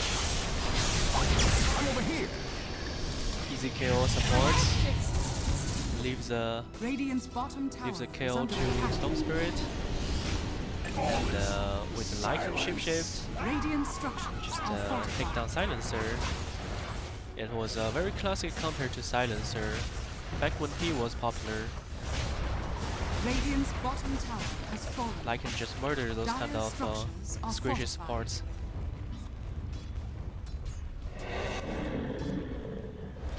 Is Lina gonna have his blocking bar? Lina prioritized to Agnes first. Doesn't really want to build blocking bar first. This might backfire a little bit. I feel like she needs a survival item, either Lincoln against Bloodseeker or a blocking bar against Pugna or Storm Spirit, so to say. Went for Agnes a little bit too risky, I feel like. Because she is squishy, and if she get locked down by Lycan, if she get raptured and then chased by Lycan and his summons, she will die. Trying to take down the Roach, but Spider find it. Spiderlings get killed, but are you still gonna try? Dire is here, but they only bring 3. Pugna got him spotted by Void Spirit, but he's invisible and invincible for a long time. He also popped his ulti, and here we go. His mother just getting killed by the Storm Spirit, but Bloodseeker got found. Void Spirit chase back. There's Lina. What's Lina gonna do? She doesn't have BKB, and she got spotted. An easy kill by Lycan and Storm Spirit. Evo know his probably not gonna make it out. He just devoured the enemy ward before he died. This game could be a little bit better for, I feel, for Saudi Arabia if they can kill Pagna with detection and just play better on the initiates. The problem is they don't have tank heroes, and the Blue Mother sort of tried to steal the Roche, but it was too early. Nevertheless, a very good attempt. Did pay his life for that, and still Mage Radiant take down the Roche, and Mage got the Aegis. Radiant's middle tower is under attack. I feel like for Dire, the problem is they don't have a strong initiator, which means they have to play their team fight very perfect. And it's not enough just Mortimer's Kiss and with the global silence. You have to at least lock down one of the cores. Of course, for this one you fight, you kill Blastseeker, but at the meantime, your Broodmother getting trade. And they just don't have anything left after the first big team fight. After the first 6 seconds of global silence, they don't have anything left. And they didn't really build the team fight item as well. I feel like Lina just you just need to beat Black King Bar. I guess in this case then she should still just go back to farm Aghanim's, get his shard, and then get the BKB, and then she can team fight. Finally she can team fight, or just get a Blink Dagger, make sure she can kill some people at the very beginning of the team fight, and blink off.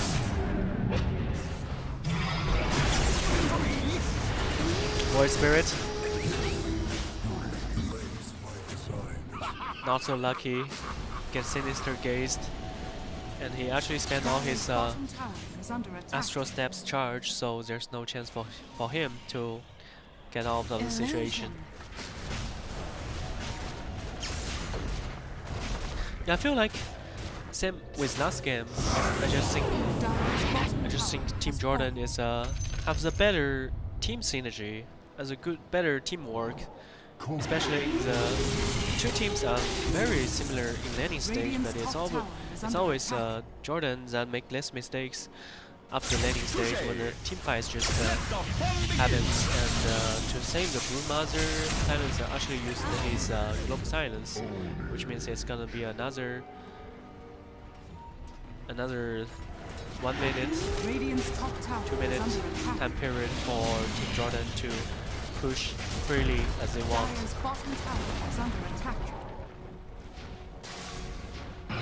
Taking down the enemy coordinator. They will get the shard. It's not the worst one. So Pagna gets the shard.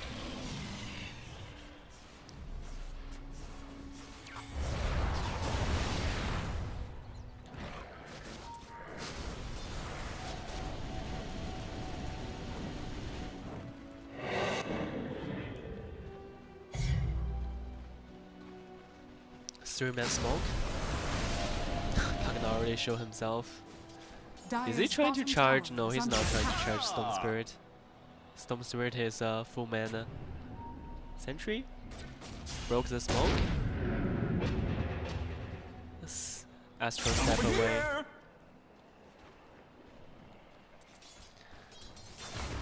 They doesn't bring the sentry, so even though they realize there might be a ward on the high ground, they cannot deward it, but now they have it.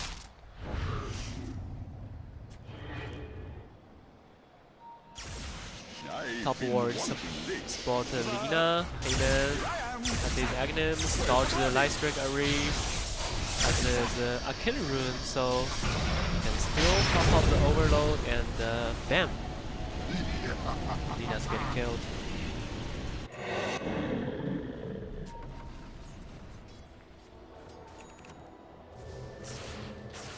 On the other hand, I think it's Orchard, right? On the Broodmother to Storm Spirit and the TP down.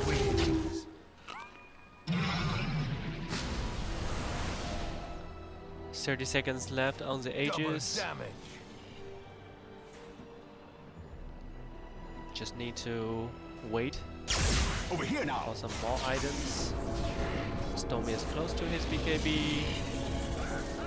Lycan almost got his AC, and Blackseeker is actually fight ready. Has Mjolnir and Black King Bar already. So if they want to bring the fight, they can actually fight. Storm Spirit jumping, finding Silencer, as Global Silence.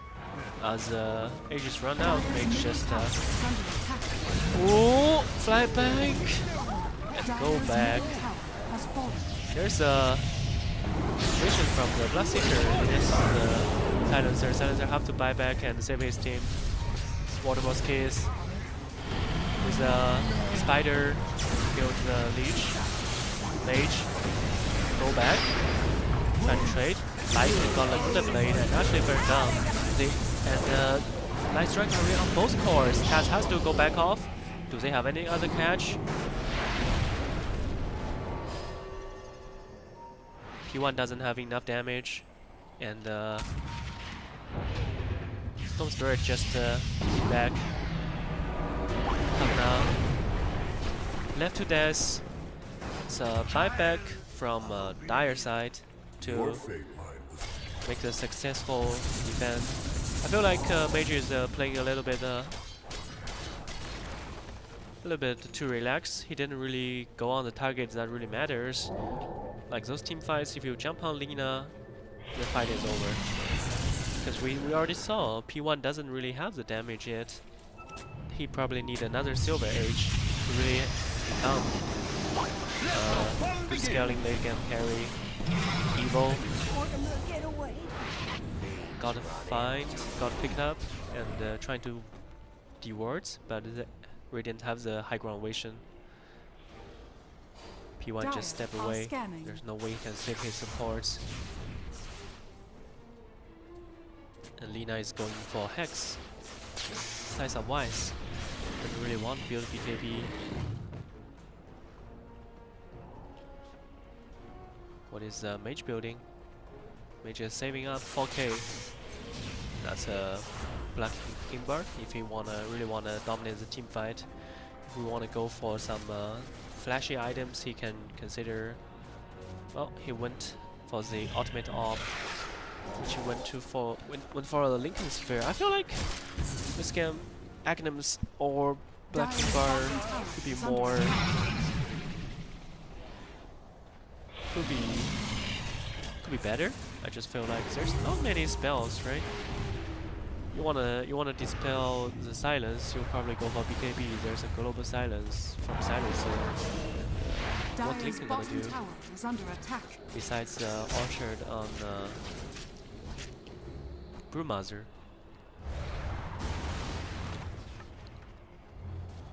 Laguna Blade? Maybe.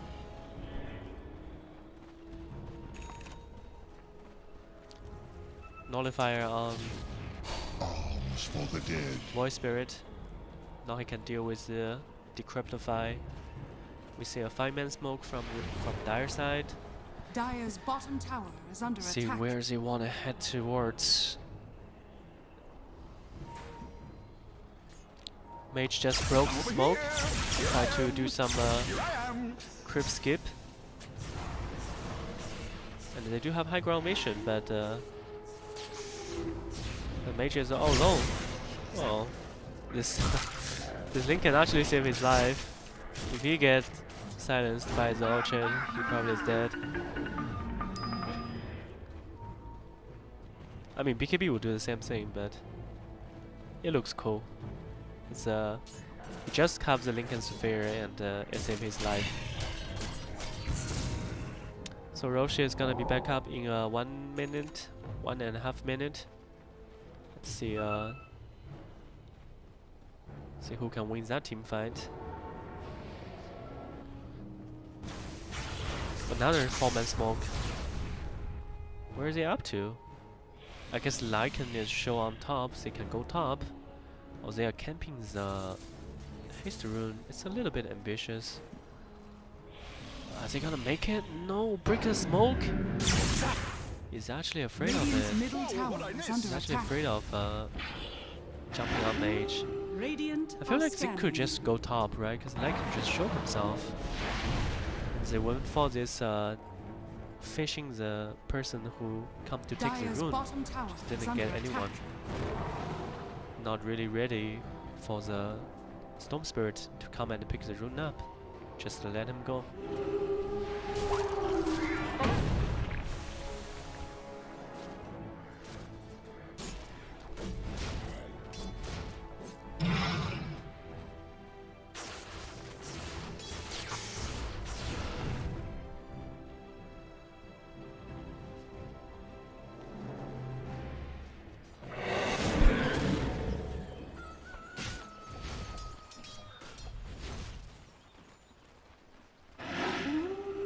Top lane is pushed in by Lycan and Roche has spawned. This is the last smoke of Saudi Arabi and they're walking all towards the bottom Roche pit. As a short stab and didn't really get the nullifier on, huh? There's no detection. The projectile just missed the target and P1 still get the cookie. Stomp on the Pagna. Pagna is still alive. Pagna heal back to full.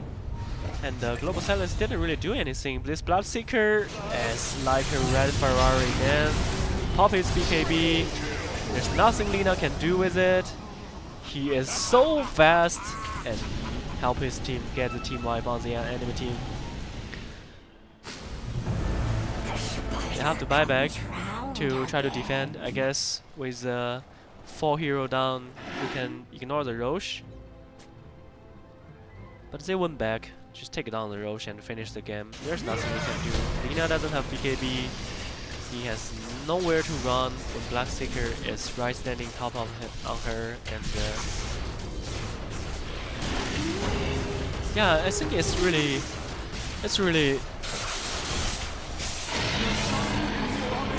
really lucky for Pagna to get away at first because there's no supports behind the Void Spirits. They're too far away, so there's no detection. The nullifier actually missed the targets due to the invisibility from Pagna. The Glimmer Kit just saved his life. Very nice reaction. They thought there's a ward, there's actually no ward. Mage just try his luck.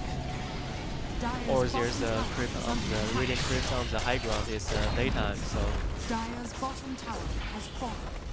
they ping the ward, there's no ward. Silencer got taken down and Raptor, Basher on the Void Spirit, he's taken down, and another Hex onto Lina. They called GG. There's no way to stop the push, the offense from Team Jordan, and they win the series 2-0 with a very convincing victory both games. Radiant structures are fortified.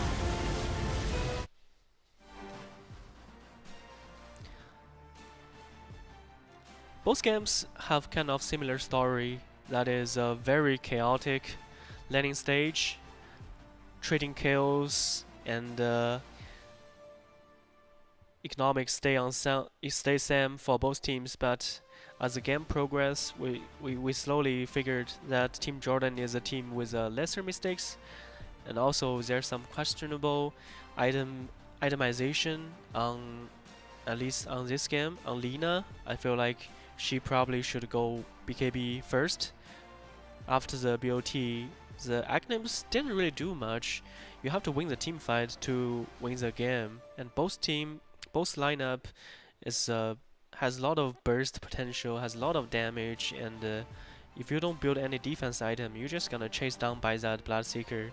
He's gonna pop his BKB. Your global silence past 30 minutes, 20 minutes mark is not as efficient, is not as effective as it is just past the landing stage. So I feel like Saudi Arabia, there's a lot of small details they can try to enhance, and Jordan played really nice. Hope they can keep this style. It's a very nice offense style of Dota, and they performed well today.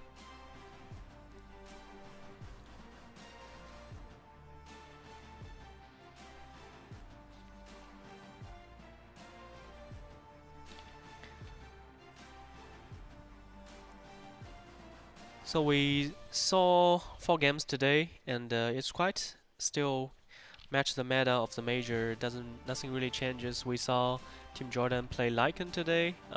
It was a nice game for Lycan as well. He wins the landing stage against Void Spirit. It's a very nice game, and we also see Taz playing a fantastic carry position. His Bloodseeker. There's nothing really can stop him. On the other hand, Void Spirit, even as a carry position, still feel like a little bit of flaw in this hero. Just doesn't have the damage, have the burst as a traditional carry. Maybe it's also because they don't really have a front laner. Because both games they picked Broodmother, and we have the Fall Audi Super A player. This game is going to Mage from Team Jordan on his Storm Spirit, which is 11 kill, 14 assist, GPM 639 and XPM 818. Very nice performance by him. Coming out of the landing stage with a okay economic against Lina, which is a tough matchup, and he still managed to farm back into the game and help his team taking control of the middle stage of the game.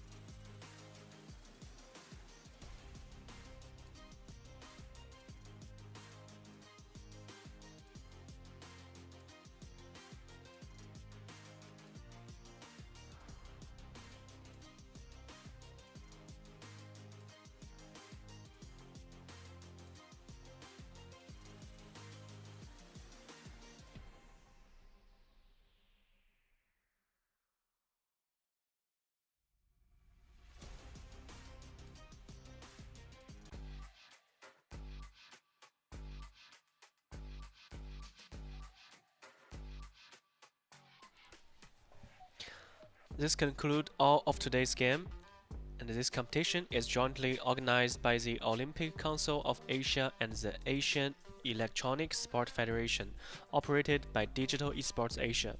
First of all, we would like to thank our prestigious sponsors, Fall Audi Q4 e-tron, for strong support for the event. Special thanks to iQool 11, the official mobile game equipment of the RDAG, the professional choice to empower victory, embrace the thrill of control. Let us also thank our supporter Omen 16, new journey to the road to Asian Games. Let us also thank our supporter AutoFu M6, official gaming chair partner of Road to Asia Games. Be your own hero. Thanks to our official supporter Easter Rock. We would like to thank our official broadcasting platforms Bilibili, Huya Live, Douyu Live, Kuaishou Games, China Mobile, Migu Channels, Tencent Video, Weibo, Xiaohongshu. YouTube, and Twitch for their support. Let's look forward to tomorrow's game together. See you tomorrow.